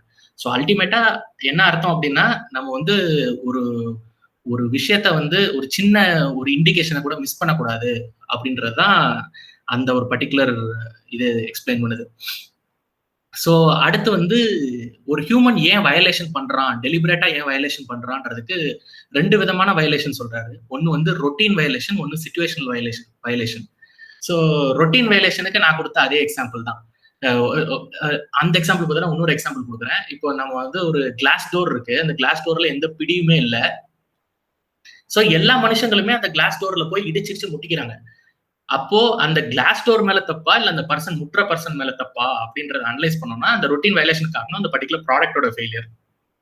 ஸோ அதை தான் அவர் வந்து ரொட்டீனா அந்த வயலேஷன் நடக்குது, அது எய்தர் வந்து ஹியூமன் சைட் ப்ராப்ளமா இருக்கலாம், இல்லைன்னா வந்து ப்ராடக்ட் சைடும் இருக்கலாம் அப்படின்ற மாதிரி சொல்றாரு. ரெண்டாவது வந்து சிச்சுவேஷனல் வயலேஷன் என்னன்னா, இப்போ வந்து ஒரு இடத்துல வந்து ரெட் லைட் போட்டிருக்கு. அந்த ரெட் லைட் போட்டிருக்கும் போது எல்லாரும் சுத்தி நிறைய பேர் இருந்தாங்கன்னா அந்த ரெட் லைட் வந்து வயலேட் பண்ண மாட்டாங்க. பட் யாருமே அதை பார்க்காத போது நான் வயலேட் பண்ண தோணும். ஸோ இதெல்லாம் வந்து சிச்சுவேஷனல் வயலேஷன். ஸோ இதை எப்படி அவாய்ட் பண்ணலாம் அப்படின்றது தான் பார்க்கணும். இந்த வயலேஷன்ஸ்லாம் எப்படி ஹியூமன் அவாய்ட் பண்றது பார்க்கணும் அப்படின்ற மாதிரி சொல்றாரு. அடுத்தது வந்து 2 எரர்ஸை வந்து அடுத்து எரர்ஸ்க்கு வராரு. வயலேஷன் முடிச்சுட்டு வந்து எரர்ஸ்க்கு வராரு. ஸோ எரர்ல என்ன சொல்றாருன்னா, 2 விதமான எரர்ஸ் வராரு. ஒன்னு வந்து ஸ்லிப்பு, இன்னொன்னு வந்து மிஸ்டேக். ஸோ ஸ்லிப்ன்றது என்னன்னா, இப்போ நான் ஒரு கோல் ஃபிக்ஸ் பண்ணிடுறேன், அந்த கோலுக்கு வந்து நான் வந்து ஒரு பிளான் போட்டு போகும்போது ஏதாவது நான் பண்ண சீக்வன்ஸ்ல ஏதாவது ஒரு மிஸ்டேக் பண்றேன் அப்படின்னா அது சின்ன சின்ன ஸ்லிப்னு சொல்லிக்கலாம். பட் மிஸ்டேக்னா என்னோட கோலே தப்பா இருக்கு அப்படின்ற போது அது மிஸ்டேக் அப்படின்றாரு. ஸோ இதுதான் அவர் சொல்ற 2 டைப் ஆஃப் எரர். ஒன்னு வந்து ஸ்லிப்பு, இடையில வர mistake, intermediate mistakes goal achieve பண்றதுக்கு. இன்னொன்று மிஸ்டேக்ன்றது என்னன்னா ஓவரால் கோலே தப்பா இருக்கிறது அப்படின்ற மாதிரி சொல்றாரு. ஸோ அடுத்து திருப்பி அதுக்குள்ள நிறைய போறாரு, ஆக்ஷன் பேஸ்ட் ஸ்லிப்ஸ், அது மாதிரி நிறைய டெஃபினிஷன் போறாரு. அதெல்லாம் ரொம்ப டெக்னிக்கலா இருக்கு, நான் அதுக்குள்ள போல. ஸோ அடுத்து வந்து சாப்டர் 6ல என்ன சொல்ல வர்றாருன்னா, டிசைன் திங்கிங் பத்தி சொல்றாரு. ஸோ இப்போ நீங்க மெயினா வந்து எந்த ஒரு ஸ்டார்ட் அப் இன்குபேஷன் சென்டருக்குள்ள போனாலுமே, ஒரு ப்ராடக்ட் டெவலப்மெண்டா இருக்கட்டும், நான் இது ஒரு புதுசா ஒரு ப்ராடக்ட் தயாரிக்க போறேன், இல்ல புதுசா ஒரு டெக்னாலஜி உருவாக்க போறதுனாலும் மெயினா என்ன சொல்லுவாங்கன்னா, நீங்க டிசைன் திங்கிங் கோர்ஸ் எடுத்துக்கங்க, அது உங்களுக்கு யூஸ்ஃபுல்லா இருக்கும் அப்படின்ற எல்லா இன்குபேஷன் சென்டர்லயுமே அது வந்து சொல்லுவாங்க. ஸோ டிசைன் திங்கிங்ன்றது என்ன டிஃபைன் பண்றாருன்னா, it's a process of determining the root issues first. Once the real problem is determined, a wide range of solutions are considered. Solution to the problem is only selected after those prior steps are tackled. அப்படின்றாங்க. So design திங்கிங்ன்றது என்னன்னா, I go to the root of the issue to solve the problem rather than நான் வந்து அது மேலோட்டமா solve பண்ண try பண்ணாம root of the issue போய் அது உண்மையிலேயே அதான் ரீசனான்னு சால்வ் பண்றது தான். ஸோ இதுக்கு நிறைய மாடல்ஸ் இருக்கு. இப்போ ஐஐசிலே வந்து ஒரு சிபிடிஎம்ல ஒரு டிசைன் திங்கிங் மாடல் இருக்கு. ஆனா இவர் பீரியட்ல உருவாக்கின மாடல் பேர் வந்து double diamond model of design அப்படின்னு சொல்றாரு. அந்த மாடல் பேரு அதுல என்ன சொல்றதுன்னா, அதுல 2 ஃபேஸ் இருக்கு அந்த டபுள் டைமண்ட் மாடல் ஆஃப் டிசைன்ல. ஒன்னு வந்து ஃபைண்ட் த ரைட் ப்ராப்ளம், ரெண்டாவது வந்து find the right solution. So find the right problem என்னன்னா, அதேதான் நான் ஒரு ஜென்ரல் ப்ராப்ளம் இருக்கேன், ஒரு உலகத்தோட பிரச்சனையை என்னால் சால்வே பண்ண முடியாது. பட் ஆனா அந்த ஜென்ரல் ப்ராப்ளம்லேருந்து ஸ்பெசிஃபிக் ப்ராப்ளம் கண்டுபிடிக்கணும். ஸோ அப்போ நான் வந்து ஸ்பெசிஃபிக் ப்ராப்ளம் கண்டுபிடிச்சிட்டனாலே ஃபர்ஸ்ட் ஃபேஸ் முடிஞ்சு போச்சு, ஃபைண்ட் த ரைட் ப்ராப்ளம் கண்டுபிடிச்சிட்டேன். அடுத்தது வந்து நான் அதுக்கான ஐடியாஸ் ஜென்ரேட் பண்றேன். அந்த ஐடியாஸ் ஜென்ரேட் பண்ணிட்டு I go on to a specific solution. நிறைய ஐடியாஸ்லேருந்து இந்த ஐடியா தான் ஒர்க் அவுட் ஆகுது அப்படின்றது தான் ஸ்பெசிஃபிக் சொல்யூஷன் அப்படின்றது. ஸோ இந்த 2 ஸ்டெப்பு தான் வந்து அவர் டபுள் டைமண்ட் சொல்றாரு. இதுக்கு ஒரு சின்ன இமேஜ் வரும். அந்த இமேஜ் வந்து என்னால காமிக்க வருமானு தெரியல, காமிக்கிறேன் மேபி இல்ல, மேபி அதை நான் குரூப்ல ஷேர் பண்றேன். ஸோ அந்த டபுள் டைமண்ட் இது அதுல இன்னும் கொஞ்சம் ஸ்பெசிஃபிக்ஸ் வரும், அதை காமிக்கிறேன். அல்டிமேட்டா இந்த டிசைன் திங்கிங் ப்ராசஸ்ல 4 ஸ்டெப் சொல்றாங்க. ஒன்னு வந்து அப்சர்வேஷன், இன்னொன்னு வந்து ஐடியா ஜென்ரேஷன். இப்போ நான் முன்னாடி சொன்னது என்னன்னா, ஒரு ஜென்ரல் ப்ராப்ளம்ல இருந்து ஸ்பெசிஃபிக் ப்ராப்ளம் வந்து ஸ்பெசிஃபிக் ப்ராப்ளம்ல இருந்து ஸ்பெசிஃபிக் சொல்யூஷனுக்கு வரும். ஸோ இதுல 2 ஃபேஸ் வருது அப்படின்றது. பட் ஆனா அந்த சைக்கிளுக்கே ஒரு 4 ஸ்டெப் இருக்கு, டிசைன் திங்கிங் சைக்கிளுக்கே ஒரு 4 ஸ்டெப் இருக்கு இந்த மாடல்ல அப்படின்றாரு. அதுல முதல்ல வந்து அப்சர்வேஷன். ஸோ அப்சர்வேஷன்ன்றது வந்து என்னன்னா, இப்போ முதல் அப்சர்வேஷன், 2வது ஐடியா ஜென்ரேஷன், 3வது வந்து ப்ரோட்டோடைப்பிங், 4வது வந்து டெஸ்டிங். ஸோ அப்சர்வேஷன்ன்றது என்ன அர்த்தம் அப்படின்னா, இப்போ வந்து இந்தியா தான் வந்து வேர்ல்டு ஒரு யங்கஸ்ட் நேஷன் சொல்லலாம் இந்தியா வந்து. ஆனா இன்னும் ஒரு 40-50 வருஷத்துல வந்து India will be having a lot of old people. So இப்போ இந்த ஓல்ட் பீப்புளுக்கான நான் ப்ராடக்டை கேட்டர் பண்ணணும்னு நினைக்கிறதே அது ஒரு பெரிய மார்க்கெட். அப்போ அதை எப்படி என்கேஷ் பண்றதுன்னா, நான் வந்து ஒரு ஓல்டு பர்சன் மாதிரி திங்க் பண்ணணும், அவங்களை எம்பத்தைஸ் பண்ணணும். ஸோ இதுதான் அப்சர்வேஷன் அப்படின்றாரு. அப்போ அவங்களுக்கான உண்மையான பிரச்சனைகள் என்ன, அவங்களுக்கான தேவையான டிவைசஸ் என்ன, அவங்களுக்கான சொல்யூஷன்ஸ் என்ன தேவைப்படுது, ஒரு ஆப்பா இருக்கட்டும் இல்லை ஒரு ப்ராடக்டா இருக்கட்டும், அதை எப்படி நான் திங்க் பண்ணணும். அந்த அப்சர்வேஷன் பாயிண்ட் ஆஃப் வியூல நம்ம வந்து என்ன பண்ணுவோம்னா, முதல்ல எம்பத்தைஸ் பண்ணுவோம் அவங்க என்ன ப்ராப்ளம் ஃபேஸ் பண்றாங்கன்னு. அதுக்கப்புறம் ரிக்வயர்மெண்ட்ஸ், நான் சொன்ன மாதிரி ரிக்வயர்மெண்ட்ஸ் ஸ்பெசிஃபை பண்ணுவாங்க. அந்த ரிக்வயர்மெண்ட்ஸ் வந்துட்டு இப்போ நான் ஒரு ஓல்டு பர்சன்ட்ட போயிட்டு நான் கேட்டேன் அப்படின்னா, எனக்கு வந்து என்ன சொல்லுவாருன்னா, முட்டி வலிக்குது அப்படின்னு சொல்லுவாரு. ஆனா அது முட்டி வலிக்குதுன்றது அவரோட பிரச்சனை. அதை வந்து நான் ஒண்ணு அவரோட முட்டி தான் ப்ராப்ளமான்றத பார்த்தேன் அப்படின்னா, அவருக்கு மட்டும் அது ஸ்பெசிபிக் சொல்யூஷனா போயிடும். பட் எல்லாருக்கும் அது அவரோட காலுக்கு மட்டும் மாற்ற மாதிரி ஒரு டிவைஸ் கண்டுபிடிக்காம எல்லாருக்கும் யூஸ் ஆகிற மாதிரி ஒரு டிவைஸ் கண்டுபிடிக்கணும், ஓவராலா திங்க் பண்ணணும் அப்படின்னா, அது இன்னொரு பெரிய ஹியூஜ் மார்க்கெட்டை கேட்டர் பண்ணும் அப்படின்ற மாதிரி நான் வந்து ரிக்வயர்மெண்ட் ஸ்பெசிஃபிகேஷன்ல ரீடிஃபைன் பண்ணிக்கலாம். ஸோ நான் வந்து முதல்ல எம்பத்தைஸ் பண்ணிட்டு ரிக்வயர்மெண்ட் ஸ்பெசிஃபை பண்ணதுக்கு அப்புறமா இதுதான் நான் சால்வ் பண்ண போறேன்ற ஃபிக்ஸ் பண்றது தான் அப்சர்வேஷன். இதுதான் என் ப்ராப்ளம், இதுதான் நான் சால்வ் பண்ண போறேன்றது ஃபர்ஸ்ட் ஸ்டேஜ் அப்சர்வேஷன். 2வது வந்து ஐடியா ஜென்ரேஷன். ஸோ இந்த ஐடியா ஜென்ரேஷன்ன்றது என்னன்னா, என்னோட பர்டிகுலர் ப்ராப்ளம்க்கு நான் நிறைய ஐடியாஸ் கிரியேட் பண்ணுவேன். அது வந்து சில டைம்ஸ் இது வந்து எல்லாருக்குமே தெரியும் பிரெயின் ஸ்டாமிங் அப்படின்னு சொல்லிட்டு. பிரெயின் ஸ்டாமிங் பத்தி கேள்விப்பட்டிருக்கீங்க. ஸோ இந்த பிரெயின் ஸ்டாமிங்ல வந்து யாரையுமே ரெஸ்ட்ரிக்ட் பண்ண மாட்டாங்க டீம்ல. நீ என்ன ஐடியா வேணா கூட, ஸ்டூபிடா இருந்தாலும் பரவாயில்ல அப்படின்னு சொல்லிட்டு ஒரு ப்ராசஸ் நடக்கும். அந்த ப்ராசஸ்ல வந்துட்டு நிறைய ஐடியாஸ் போரின் ஆனதுக்கு அப்புறம் சில பேராமீட்டர்ஸ் வச்சு எவாலுவேட் பண்ணுவாங்க. ஓகே, இதெல்லாம் தான் நம்ம சால்வ் பண்ண போறோம், இதான் உண்மையிலேயே இருக்கு அப்படின்றத பண்ணதுக்கு அப்புறமா 3வது ஸ்டேஜுக்குள்ள போவோம். 3வது ஸ்டேஜ் வந்துட்டு ஒரு பர்டிகுலர் சொல்யூஷனை மட்டும் எடுத்து அதை நான் ப்ரோட்டோடைப் பண்ணி பார்த்து ஒரு ஸ்மால் ஸ்கேல்ல டெவலப் பண்ணிட்டு அதை வந்து நான் ஒரு யூசருக்கு கொடுத்து பார்த்து டெஸ்ட் பண்ணுவேன். அடுத்து இந்த ப்ரோட்டோடைப்பிங் முடிச்சதுக்கு அப்புறமா தான் டெஸ்டிங் வந்து அந்த யூசர் பார்த்துட்டு ஓகே எனக்கு இதெல்லாம் தான் பிரச்சனையா இருக்கு, இதெல்லாம் எனக்கு சரி பண்ணணும் அப்படின்னு அந்த யூசர் ஃபீட்பேக் கொடுக்கும்போது they go on to actual production. So இதுதான் வந்து ஒரு டிசைன் திங்கிங். எனி ப்ராடக்டா இருக்கட்டும், எனி ப்ராசஸா இருக்கட்டும். நான் சொன்னது வந்து எனக்கு ப்ராடக்ட் எக்ஸ்பீரியன்ஸ் இருக்கனால ப்ராடக்ட் வழியில சொன்னேன். பட் இது ஒரு ப்ராசஸ்க்குமே இதை அப்ளை பண்ணலாம் அப்படின்ற மாதிரி அவர் சொல்றாரு. ஸோ அடுத்து வந்து ஆக்டிவிட்டி சென்டர், நான் ஹியூமன் சென்டர் டிசைன் பத்தி நிறைய சொல்லிட்டாரு. அடுத்து ஆக்டிவிட்டி சென்டர் டிசைன் பத்தி சொல்றாரு. ஸோ அது வந்து ரொம்ப கதையா இருக்கும். ஸோ அதை வந்து நான் உள்ள டெக்னிக்கலா இருக்கும், அதுக்குள்ள நான் போல. அடுத்து வந்து சாப்டர் 7. ஸோ இந்த சாப்டர் 7ல என்ன சொல்றாருன்னா, design in the world of business அப்படின்றாரு. ஸோ இப்போ இதுல வந்து மெயினா நம்ம எடுத்துக்க வேண்டிய விஷயம் என்னன்னா, இப்போ நம்ம இதுக்கு ஒரு கரெக்டான எக்ஸாம்பிள் வந்து என்னன்னா மொபைல் மார்க்கெட்.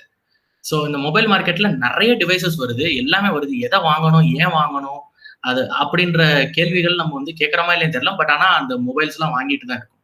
ஸோ இதுல வந்து அந்த வேர்ல்ட் ஆஃப் பிசினஸ்க்கு ஏற்ற மாதிரி எப்படி டிசைன் பண்றது அப்படின்ற மாதிரி சொல்றாரு. அதுல வந்து 2 ஃபார்ம்ஸ் ஆஃப் ப்ராடக்ட் இனோவேஷன் சொல்றாரு. ப்ராடக்ட் இனோவேஷனுக்கு வந்து 2 டைப்ஸ் சொல்றாரு. ஒன்னு வந்து இன்கிரிமெண்டல் இனோவேஷன், ஒன்னு வந்து ராடிக்கல் இனோவேஷன். ஸோ இன்கிரிமெண்டல் இனோவேஷன்ன்றது என்ன, less glamorous but more common அப்படின்றாரு. ஸோ இதுக்கு ஒரு கரெக்டான இன்கிரிமெண்டல் இனோவேஷனுக்கு கரெக்டான எக்ஸாம்பிள் யாரு அப்படின்னா ஆப்பிள் சொல்லலாம். ஸோ இவங்க வந்து ஒரு என்ன சொல்றது, ஒரு ஒரு டக்குன்னு ஒரு ஒரு ஐடியாவை கொண்டு வந்துடாம அந்த ஐடியா வந்துட்டு நிறைய விஷயங்களை வந்து கொஞ்சம் கொஞ்சமா இன்க்ரிமெண்ட் பண்ணி எல்லாருமே வந்து வாட்டர் ப்ரூஃப் சிஸ்டம், ஆண்ட்ராய்டில் எல்லாருமே வாட்டர் ப்ரூஃப் சிஸ்டம் கொண்டு வந்தாலும் நான் என் ஃபோனுக்கு வந்து என்னோட ஃபீச்சர்ஸ் டிஸ்டர்ப் ஆகாம நான் எப்படி அது வாட்டர் ப்ரூஃப் கொண்டு வரேன்னு பொறுமையா தான் அவங்க லான்ச் பண்ணாங்க. ஸோ எந்த ஒரு இனோவேஷனுமே அவங்க வந்து இன்க்ரிமெண்டலா தான் பண்ணிட்டு இருக்காங்களே தவிர உடனே ஆல் ஆஃப் அ சடன் ஒரு அந்த touch screen, capacitive touch screen கூட ஆப்பிளா உருவாக்கல. அதுக்கு முன்னாடி நிறைய பேரோட ஃபெயிலியர்ஸ் தான் ஆப்பிள் வந்து அந்த கெப்பாசிட்டிவ் டச் ஸ்கிரீனையும் உருவாக்க வச்சுது. ஸோ அப்படின்னு பார்க்கும்போது apple is a incremental innovation company. So இந்த ரேடிக்கல் இனோவேஷன்ன்றதுக்கு எக்ஸாம்பிள் வந்து ரேடிக்கல் இனோவேஷன்ன்றது என்னன்னா மோர் கிளாமரஸ். இப்போ இருக்கிற எல்லா ஸ்டார்ட் அப்ஸுமே வந்து என்ன சொல்றதுன்னா ரேடிக்கல் இனோவேஷன் தான். ஸோ எல்லா ஸ்டார்ட் அப்ஸும் சொல்ல முடியாது, சில ஸ்டார்ட் அப்ஸ் அவங்க வந்து என்னன்னா உடனே நான் இந்த உலகத்தை மாற்றணும், உடனே வந்து பிடிக்கணும் அப்படின்னு சொல்லிட்டு ஒரு பெரிய மார்க்கெட்டுக்குள்ள என்டர் ஆவாங்க. ஆனால் பார்த்தீங்கன்னா கொஞ்ச நாள்லயே அவங்க அப்படியே ஃபேட் அவுட் ஆயிடுவாங்க. ஸோ ஒரு ஆத்தர் என்ன சொல்றாருன்னா இன்க்ரிமெண்டல் இனோவேஷன் தான் ரொம்ப இம்பார்ட்டன்ட் ரேதர் தென் ரேடிக்கல் இனோவேஷன் அப்படின்றத சொல்றாரு. ஸோ நான் ஆல்ரெடி அந்த செல்போன் மார்க்கெட்டை பத்தி சொல்லியிருந்தேன். ஸோ செல்போன் மார்க்கெட்ல வந்து அதே மாதிரி அவர் என்ன சொல்றாரு, காம்படிட்டிவ்னஸ்க்கு வந்து 3 டைமென்ஷன் சொல்றாரு. காம்படிட்டிவ்னஸ்ல டைமென்ஷன் வந்து பிரைஸ், 2வது வந்து ஃபீச்சர், 3வது வந்து குவாலிட்டி. இந்த 3 எந்த கம்பெனி வந்து சாட்டிஸ்ஃபை பண்ணுதோ அதுதான் வந்து காம்படிட்டிவா இருக்க முடியும் அப்படின்ற மாதிரி சொல்றாரு. ஸோ அடுத்து வந்து factors that contribute to feature creep அப்படின்ற ஒரு விஷயம் சொல்றாரு. ஸோ அந்த ஃபேக்டர்ஸ் வந்து என்னன்னா இதுக்கு வந்து நான் எப்படி சொல்றதுன்னா இது வந்து நான் இந்த புக்ல கொடுத்துருக்க எக்ஸாம்பிள் நான் சொல்ல முடியாது. பட் ஆனா டிவிஎஸ் 50 தான் ஒரு கரெக்டான எக்ஸாம்பிள். வந்து கடைசியா இந்த புக்ல வந்து நான் சொல்ல எல்லா விஷயமே வந்து மேலோட்டமா ஸ்கிமேட்டிக்கான ஒரு விஷயம் தான். இதுல எல்லாத்துக்குமே அவர் ஒரு ஸ்டோரியோட எக்ஸ்பிளைன் பண்ணியிருப்பாரு. ஸோ அந்த புக்கை வந்து படிச்சோம்னா இன்னும் அந்த ஸ்டோரி வந்து கொஞ்சம் இன்ட்ரெஸ்டிங்கா இருக்கும். கடைசியா இந்த புக்கை எண்ட் பண்றது வந்து ஸ்டிக்கர்ஸ் லான்னு சொல்லி ஒரு லாவோட எண்ட் பண்றாரு. அது என்ன சொல்றாருன்னா the quote, the names of famous people get attached to the ideas even though they had nothing to do with them அப்படின்னு சொல்றாரு. ஸோ அதுக்கு வந்து ஆப்பிள் தான் எக்ஸாம்பிள் சொல்றாரு. அந்த கெப்பாசிட்டிவ் டச் ஸ்கிரீன் என்னதான் ஆப்பிள் வந்து கெப்பாசிட்டிவ் டச் ஸ்கிரீன் அப்படின்னு சொல்லி உருவாக்கி இருந்தாலும் அதுக்கான ஃபெயிலியர்ஸ் வந்து மற்ற கம்பெனிஸோட ஃபெயிலியர்ஸ் தான் இங்க ஹெல்ப் பண்ணிருக்கு அப்படின்ற மாதிரி சொல்றாரு. ஸோ இதுதான் வந்து இந்த புக்கோட கடைசி சாப்டர். ஸோ இதை வந்து நான் எதுக்கு எடுத்துட்டு வந்தேன் அப்படின்னா இதை வந்து சைக்காலஜிக்கலா ஒரு ப்ராடக்டை நம்ம வந்து எப்படி பாக்குறாங்க, ஒரு டிசைனர்ஸ் பெர்ஸ்பெக்டிவ் மட்டும் இல்லாம ஒரு யூசர் பெர்ஸ்பெக்டிவ் எப்படி இருக்கு. அதே மாதிரி நான் ஒரு புது ஸ்டார்ட் அப் ஆரம்பிக்கிறேன் அப்படின்னா அந்த ஸ்டார்ட் அப் உண்மையிலேயே வந்து ரீசனபிளா அது வந்து நான் அந்த கரெக்டான ப்ராப்ளம் அட்ரஸ் பண்றேன்னா அப்படின்ற விஷயங்களுக்குலாம் இந்த புக் வந்து உண்மையிலேயே யூஸ்ஃபுல்லா இருக்கும். ஸோ இப்போ ஐஏசியில வந்து எஸ்ஐடின்னு சொல்லி ஒரு தனி ஒரு யூனிட் இருக்கு, அதுக்கு ஒரு தனி சிஇஓ இருக்காரு.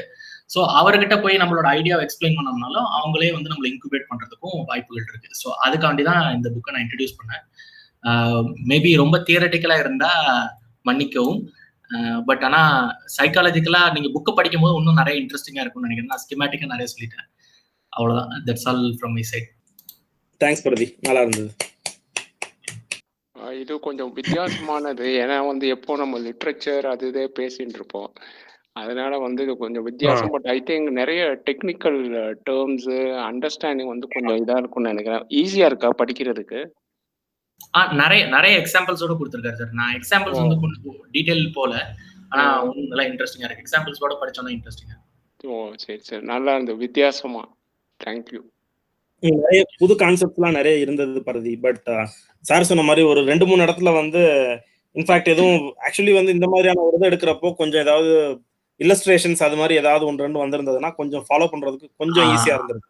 அதுதான் நான் பிரச்சனை. அது ஆக்சுவலி நான் என்ன யோசிச்சேன்னா மேபி ஒரு ஸ்லைடு மாதிரி காமிக்கலாமான்னு வச்சேன். அவர் நிறைய விஷயங்களை வந்து இமேஜரியில தான் எக்ஸ்பிளைன் பண்ணியிருப்பாரு. ஒரு காஃபி கப்பா இருக்கட்டும், எல்லா விஷயத்தையும் இமேஜரியில எக்ஸ்பிளைன் பண்ணிருப்பாரு. அது மேபி எனக்கு இந்த மீட்டிங்ல ஷேர் பண்ண முடியல, இல்லைன்னா அது பண்ணியிருந்தா இன்னும் நிறைய புரிஞ்சிருக்கும்னு நினைக்கிறேன். இல்ல பரவாயில்ல. பட் ஆக்சுவலி நல்லா இருந்தது. ஒரு சில விஷயங்கள் புதுசா அந்த டிசைன்றது, இந்த யூசர் எக்ஸ்பீரியன்ஸ், அப்புறமாட்டிக்கு அது அந்த ரூட் காஸ் பேஸ்ட் டிசைன், அது இதெல்லாம் வந்து கொஞ்சம் புதுசா இருந்தது. ஸோ ஏதோ நமக்கு இது வரைக்கும் தெரியாத ஒரு சில விஷயங்கள் கத்துக்கிறதுக்கு யூஸ்ஃபுல்லா இருந்தது. Thanks for that. Basically empathise, யார் யூசர்ஸோ அவங்கள பேஸ் பண்ணி பண்ணணும். தென் அதான் முக்கியமா இருந்தது. ஆமா, தமிழ் நியூஸ் பேப்பர்ல ஹிந்தி எழுத்த தமிழ்ல எழுத வைக்க கூடாது.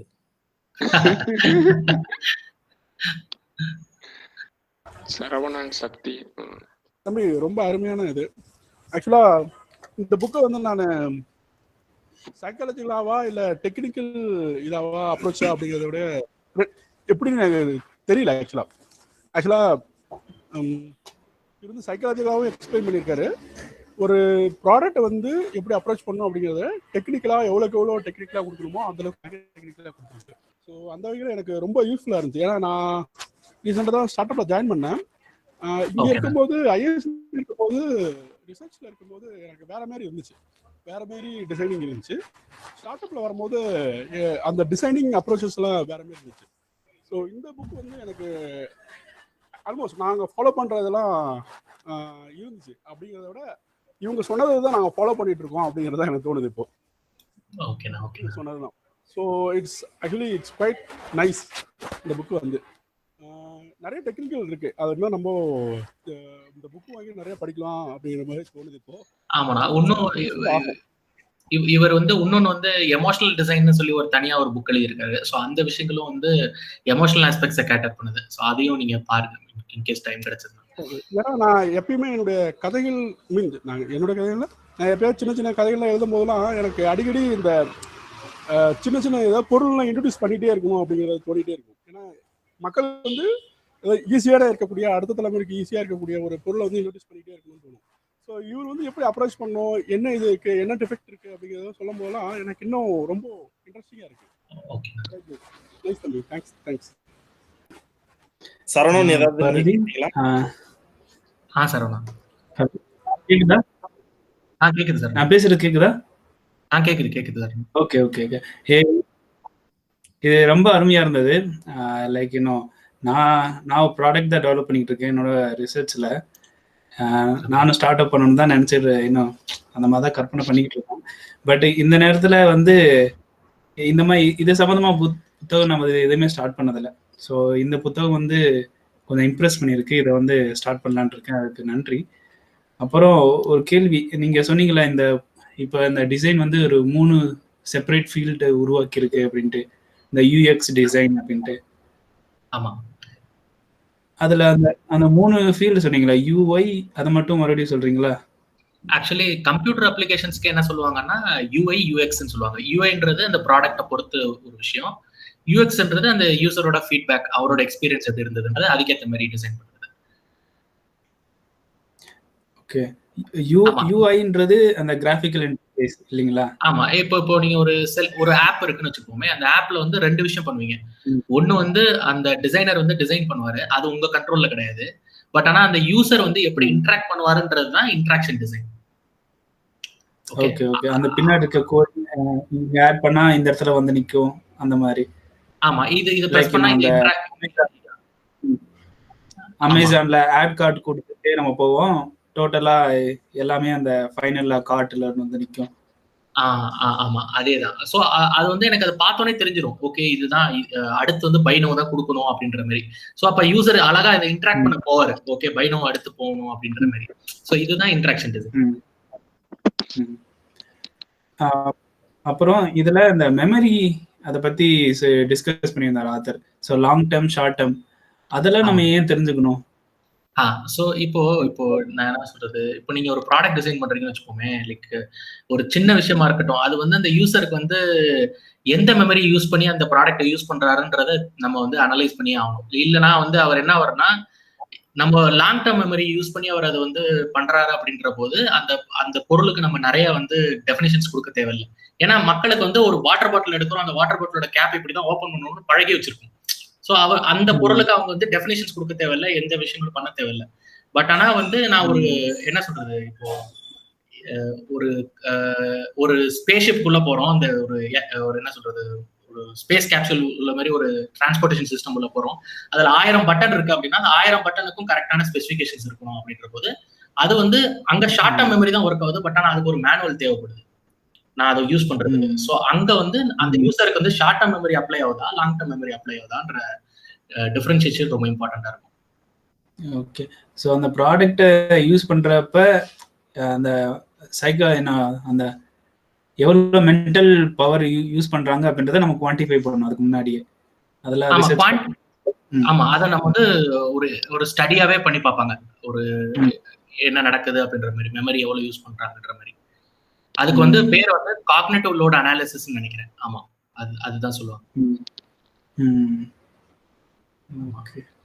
பரிதி, இது எப்படி உங்களுக்கு இந்த ஐடியா வந்தது இந்த புக் எடுக்கணும்னு?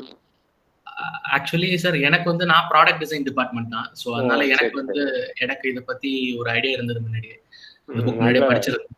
Okay, different. நல்லா, தேங்க்யூ. ஸோ இது இந்த ஃபேஸ்புக்கு இப்போ சோசியல் டைலமா அப்படின்ட்டு ஒரு படம் பார்த்த டாக்குமெண்ட்ரி. ஸோ அதில் என்னன்னா அது இதே மாதிரி தான். அந்த நம்ம ஆப்ஸ் எல்லாம் வந்து டிசைன் பண்ணுறது வந்து சும்மா இந்த டிசைன் இன்ஜினியர்ஸ் மட்டும் கிடையாது, இந்த சைக்காலஜியில் எக்ஸ்பர்ட்டும் சேர்ந்து நம்மளை எப்படி நம்மளோட அட்டென்ஷன் பவரை வந்து அதிகமாக எப்படி செட் பண்ணலாம், ஆனால் நம்மளை அடிக்ட் ஆகுறதுக்கு தான் இந்த ஒவ்வொரு ஆப் வந்து டிசைன் பண்ணப்பட்டிருக்கு. இந்த ஃபேஸ்புக்கு, ட்விட்டரு. கண்டிப்பா கண்டிப்பா அதான் உண்மை.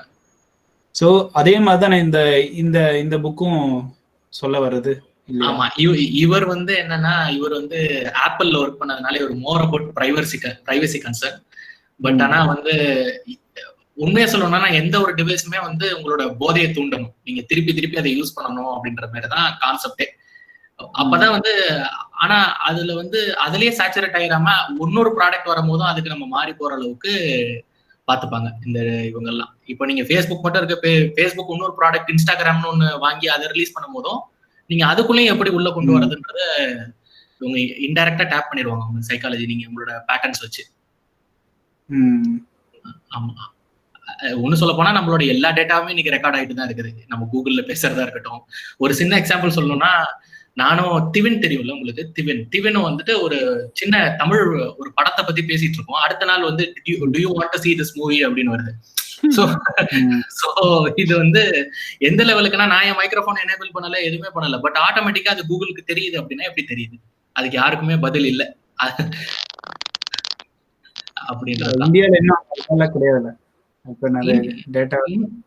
இந்தியாவில வந்து பிரைவசிக்கு அந்த அளவுக்கு கன்சர்னே கொடுக்கல அப்படின்னு தான் சொல்லுவேன். லைக் அது வந்து இந்த யூஎஸ்ல உள்ள செனேட்லாம் வந்து பிடிச்சி கூகுள உட்கார வச்சு ஒரு 100 கேள்வி கேட்டதெல்லாம் ஒரு வீடியோ பார்த்துருப்பீங்கன்னு நினைக்கிறேன். ஆனா இந்தியாவில வந்து அது மாதிரிலாம் அந்த கொஸ்டினிங் சிஸ்டம்லாம் கிடையாது. உடனே வந்து டிக்டாக்க பேன் பண்றாங்க, இதை பேன் பண்றாங்க. ஏன் மத்த ஆப்ல எல்லாம் அதை டேட்டா எடுத்துருக்கு இல்லையா? சோ அது வந்து என்ன ஒரு பொலிட்டிக்கல் இஷ்யூவா தான் இருக்கே தவிர உண்மையிலே யூசருக்கு கன்சர்ன் பண்ணி திங்க் பண்ற மாதிரி தெரியல இந்தியால. இப்போ நான் நோட் டேக்கிங் ஆப்லாம் யூஸ் பண்றேன். ஸோ அது எல்லாமே இன்டர்நெட் அவங்களோட இதுல தான் இருக்கு. அது பேர் என்னது, சர்வர்ல தான் இருக்குது எல்லா என்னோட டேட்டாவும். ஸோ எப்படி இருந்தாலும் அவங்க என்னன்னா ஒரு இதுக்கு வந்துட்டேன் நானு, சரி திருடட்டும், நம்ம வேலையை பார்க்கலாம் அப்படின்ட்டு. அது எந்த வகையில இது வந்து கரெக்டா இல்லையான்னு தெரியல. பட் நம்ம நோட்டு இது எப்படினாலும் லேப்டாப்ல இருந்தா எடுத்துருவான், இல்லையா புக்லயே நோட்ஸ்லயே எழுதணும். நோட்ல எழுதினாதான் ப்ரொடெக்டிவா இருக்கும். அதுதான் அது வந்து நான் என்ன சொல்றேன்னா, ஒரு ட்ரேட் ஆஃப் தான் நம்ம எடுத்துக்கணும். லைக் நம்ம வந்து ரொம்ப கான்ஃபிடென்ஷியலான விஷயங்களை வந்து இது மாதிரி நோட் டேக்கிங் ஆப்ஸ்ல போடாம, ஒன்லி நம்மளோட ரிசர்ச்சோட திங்ஸ் எல்லாம் போடாம, ஒன்லி நம்ம அன்னன்னைக்கு என்ன செய்ய போறோம் அப்படின்ற மாதிரி மட்டும், அன்னன்னைக்கு என்ன பண்ணணும்ன்றது மட்டும் நோட் பண்ணிக்கிட்டா நல்லது. இது என்னோட பெர்ஸ்பெக்டிவ்ல. லைக் ரொம்ப கான்ஃபிடென்ஷியா போட்டோம்னாலும் அவங்க டேட்டா அழகா எடுத்துடலாம். இப்போ நீங்க கூகுள்ல போயிட்டு, கூகுள்ல வந்து ஆக்டிவிட்டி சென்டர்னு ஒண்ணு இருக்கு, அதுக்குள்ள போயிட்டு நீங்க போய் அடிச்சு பாத்தீங்கன்னா உங்க பாஸ்வேர்டை வந்து எத்தனை வெப்சைட்ல நீங்க போட்டிருக்கீங்க, எது திருடப்பட்டிருக்குன்னு தெரிஞ்சிடும். புரியுதா? இப்ப நீங்க போட்டிருக்க பாஸ்வேர்டு அட்லீஸ்ட் ஒரு 5 டிவைஸ்க்காவது சேம் பாஸ்வேர்ட் போட்டிருப்பீங்க, கரெக்டா? சோ அந்த பாஸ்வேர்டை வந்து ஏதாவது ஒரு வெப்சைட்ல காம்ப்ரமைஸ் ஆனா முடிஞ்சு போச்சு, உங்களோட டேட்டா எல்லாத்தையும் எடுத்துருவோம். டார்க் வெப்னு ஒண்ணு இருக்கு, அதுல செல் பண்ணிடுவாங்க. சோ இது வந்து உங்களை ஒரு இண்டிவிஜுவல் யூசர் பாயிண்டா அவங்க திங்க் பண்ண மாட்டாங்க, ஒரு ஹோல் டேட்டாவா அது அப்படியே காம்ப்ரமைஸ் ஆயிடும். அந்த மாதிரி தான். சோ நம்ம சேஃப்டியா இருக்கணும். இத பத்தி டிசைன்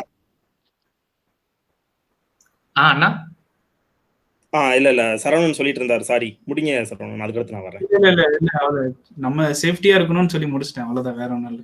நம்ம என்ன சேஃப்டியா இருந்தாலும் அது நடக்கும். நீங்க காஃபி குடிக்கிறது, ஏர்போர்ட்ல போய் உட்கார்ந்து இருக்கிறது எல்லாத்தையுமே ஃபேஸ்புக்ல போடுறீங்க. அப்புறம் பிரைவசி பத்தி நம்ம பேசுறோம்.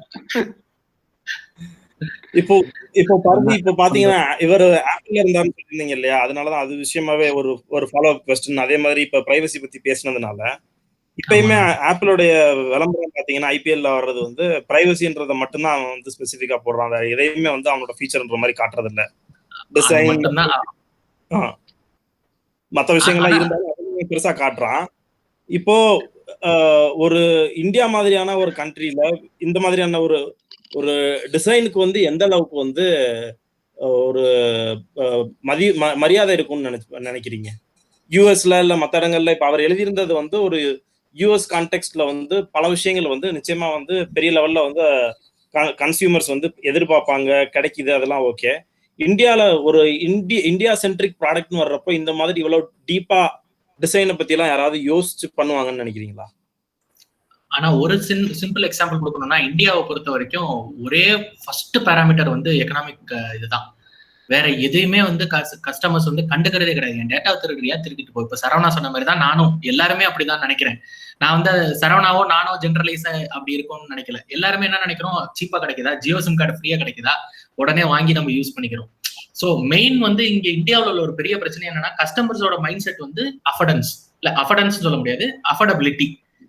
இந்த பொருள் என்னால வாங்க முடியும், இது சீப்பா இருக்குன்னா முடிஞ்சு போச்சு. அதுல வந்துட்டு எனக்கு அப்ப அடுத்ததுக்கு அப்புறம் தான் ஃபீச்சர்ஸ்க்கு போறேன்.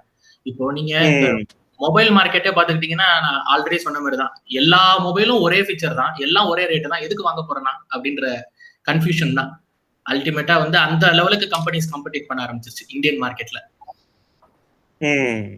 அதுல வந்து யாரு சீப்பான ரேட்ல வந்துட்டு நல்ல ஃபீச்சர்ஸ் கொடுக்குறாங்க, காம்ப்ரமைசிங் த டேட்டாவான்றதெல்லாம் அடுத்த கேள்வி. அதை பத்தி யூசர் கவலையே படுறது இல்லை. ஃபர்ஸ்ட் திங், ரேட் கம்மியா இருக்கா, எனக்கு அந்த ஃபீச்சர் கிடைக்குதா, முடிஞ்சு போச்சு, அவ்வளவுதான்.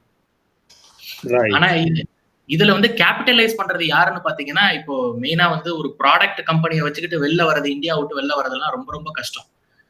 ப்ராடக்ட்னா ஒரு மெக்கானிக்கல் ப்ராடக்டா சொல்றேன், ஒரு யூசபிள் ப்ராடக்டா சொல்றேன். கம்ப்யூட்டர் ப்ராடக்ட்ஸ்ல வந்து இந்த ஸ்விக்கி அவங்க எல்லாம் இருக்காங்கல்ல, அவங்க எல்லாம் வந்து வேற லெவல்ல எஸ்டாப்ளிஷ் ஆயிட்டாங்க. இந்த மாதிரி விஷயங்களும் வந்து இந்தியாவில் வந்து கேபிட்டலைஸ் ஆயிட்டு இருக்கு. இதெல்லாம் தான் நியூ மார்க்கெட்ஸ், இந்த app paste systems.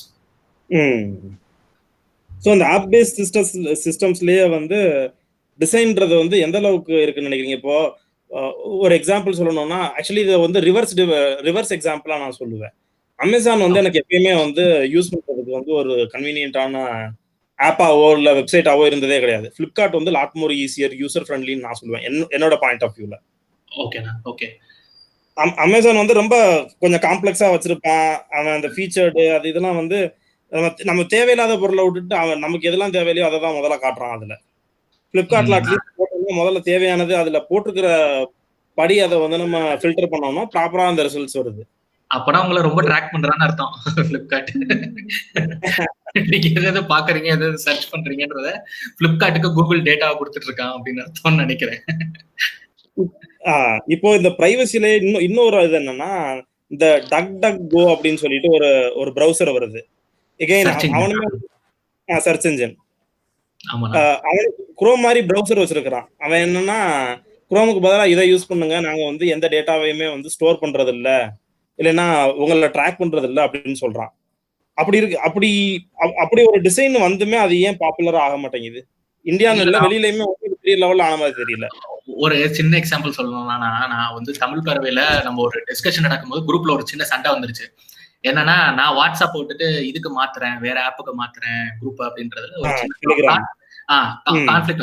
டெலிகிராம்லயே compromising issues நிறைய இருக்கு, ஆனா வாட்ஸ்அப்போட கொஞ்சம் சேஃப் அப்படின்னு சொல்லலாம். சோ இதுல என்ன இஷ்யூ ஆகுதுன்னா, மக்கள் வந்து எதுல வந்து ரொம்ப பழக்கம் அடைஞ்சிருக்காங்களோ, எது ரொம்ப கம்ஃபர்டபுளா ஃபீல் பண்றாங்களோ அதை விட்டு வெளியே வர விரும்புறதே இல்லை. இப்போ நீங்க google.com மட்டும் வேற யாராவது ஹோம் பேஜ் யாஹூன்னு செட் பண்ணி பாத்துருக்கீங்களா ரீசென்ட் டைம்ஸ்ல? வாய்ப்பே கிடையாது. நம்ம அடிச்சோன்னா முதல்ல எடுத்தோன்னா ப்ரௌசர்ல google.com தான் போறோம், regardless of which website you want to go. அந்த மாதிரி நம்மள வந்து அதுக்கு நம்மள வந்து கம்ஃபர்டபுளா வச்சுக்கிட்டாங்க. நம்ம எனக்கு என்ன தேவைப்படுதோ அது எல்லாமே கொடுக்குறாங்க. அப்படின்ற போது நம்ம அந்த பாக்ஸை விட்டு நம்ம வெளில திங்க் பண்றதே இல்லை, திங்க் பண்ண விடுறது இல்லை. நீங்க அப்படியே போனாலும் திருப்பி கூகுளுக்கே டைவர்ட் ஆகி வரும். நம்ம தான் அவனுக்கு ப்ராடக்ட். பிரைவேசில ஆக்சுவலா இடையில யாரோ ஒருத்தர் மென்ஷன் பண்ணியிருந்தாங்க, தம்பி தான் பரிச்சு தான் மென்ஷன் பண்ணியிருந்தோம். அதில் வந்து சொல்லியிருந்தப்போ அவங்க பேசிட்டு இருந்தபோது ஆக்சுவலாக கூகுள் வந்து want to see movie or YouTube or something ஏதோ ஒரு ஷோ பண்ணுது அப்படின்னாங்களே. ஆக்சுவலாக நானும் என் ஃப்ரெண்டு இதுமாதிரி நிறைய பேர் பேசிகிட்டு இருந்தோம். அவன் பேசிகிட்டு இருக்கிறது எல்லாமே ஃபேஸ்புக்லேயும் வருது, கூகுள்லேயும் வருது, யூடியூப்லேயுமே வருது. நாங்கள் எந்த டேப் ஓப்பன் பண்ணாலுமே ஆட்டோமேட்டிக்காக அது வந்து ஓப்பன் ஆகிட்டே இருக்குது.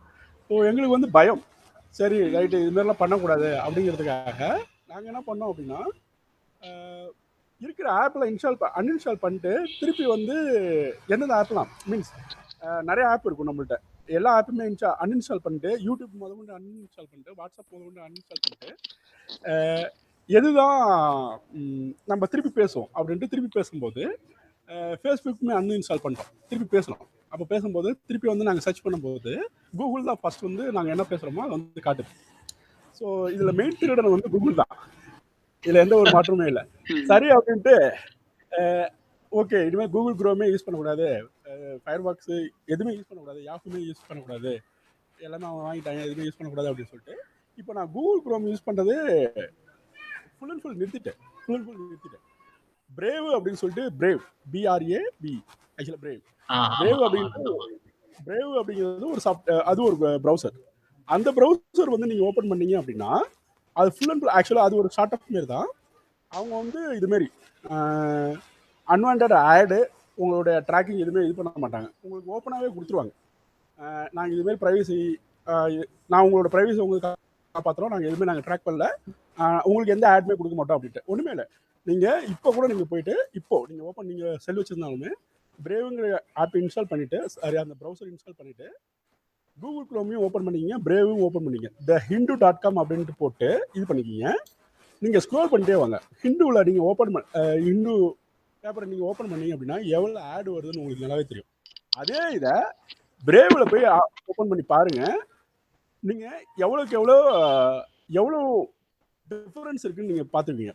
அதில் தெளிவாக கொடுத்துருவான், நாங்கள் இத்தனை ஆடு வந்து பிளாக் பண்ணியிருக்கோம், உனக்கு இவ்வளோ டைம் வந்து சேவ் பண்ணி கொடுப்போம் அப்படின்ட்டு. இப்போ வந்து அவன் ஃபண்டிங்லாம் கலெக்ட் பண்ணி இப்போ அவன் கொஞ்சம் பெரிய ஆளாக வந்துட்டு இருக்கான்.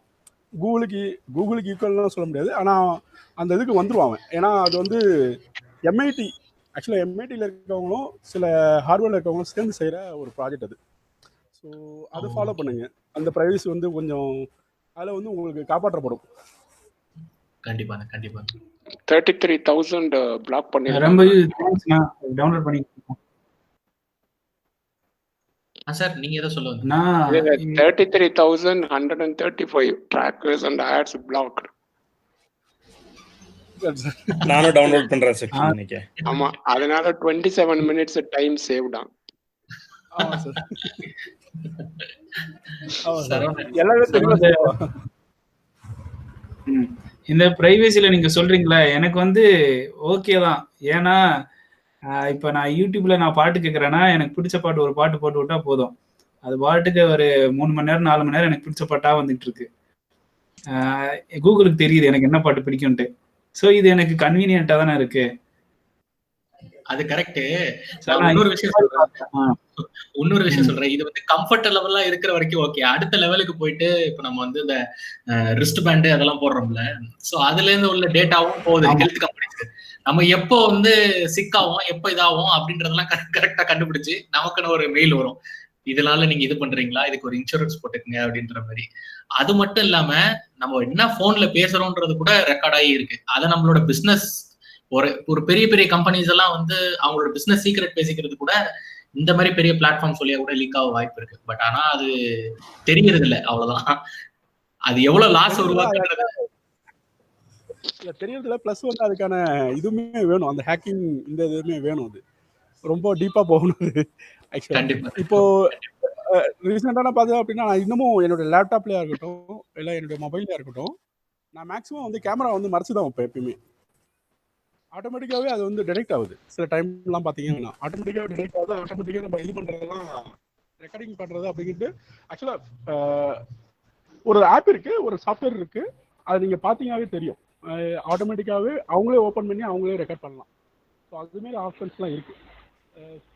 அதெல்லாம் பார்த்துட்டு ரொம்ப பயம் வந்துடுச்சு. ஓகே, இல்லைன்னா ஒரு சின்ன ஆப் சொல்றேன், அது பேர் வந்து ஸ்பை. அது லிங்க் ஷேர் பண்றேன். அதை உங்க போன் நீங்க யாருக்கா கையில கொடுக்குறீங்கல்ல, அந்த ஒரு 5 நிமிஷத்துல அந்த ஆப் அவங்க இன்ஸ்டால் பண்ண முடியும்.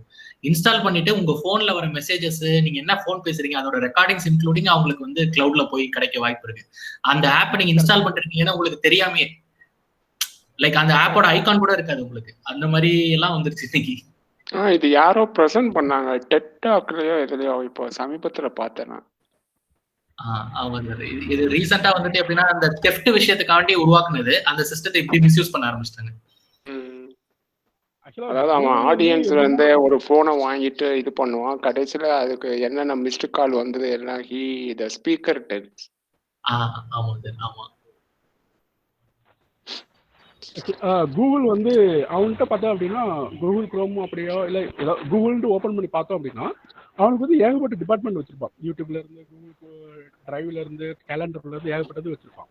ஆக்சுவலாக கூகுள் வந்து ஆரம்பத்துல இருந்து அவன் வளர்ந்ததுக்கு அவன் எப்படி வளர்ந்தான் அப்படின்னா எல்லா டேட்டாவுமே மக்கள்கிட்ட இருந்து தான் எடுப்பான். மேப்ல இருக்கக்கூடிய எல்லாருமே இப்போ நீங்க போனீங்க அப்படின்னா how this place whether it is located correctly, நீங்க என்ன பண்றீங்க, எப்படி இருந்துச்சு அப்படி நிறைய ரேட்டிங்ல முதல்கொண்டு எல்லாமே கேட்பான். உங்கள்கிட்ட இருந்து எல்லா டேட்டாவும் வாங்குவான். அதுல இருந்து அவன் சம்பாதிச்சு அவன் பெரிய ஆள் ஆகுவான். ஸோ அவன் என்ன பண்ண ஆரம்பிச்சான் அப்படின்னா உங்கள்கிட்ட இருந்து டேட்டாவை எடுக்கிறதுக்கு பதிலாக நீங்க பேசுறதுலையோ இல்லை நீங்க செய்யலையோ இல்லை நீங்க ஆக்ட் பண்றதுலையோ டேட்டா எடுக்க ஆரம்பிச்சான். உங்கள்கிட்ட கேட்கணும்னு அவசியம் இல்லை. அப்படிங்கிறதுக்காகவே அவன் ஏஐல டெவலப் பண்ணி அப்படிதான் இப்போ இன்ஸ்டால் பண்ணி எல்லா டேட்டாவும் எடுத்துட்டு இருக்கான். இன்னும் ஒரு 10 வருஷத்துல இந்த சினாரியோவே வேற மாதிரி இருக்கும். நம்ம கெஞ்சற மாதிரி இருக்கும், என் டேட்டாவை எடுக்காது அப்படின்னு.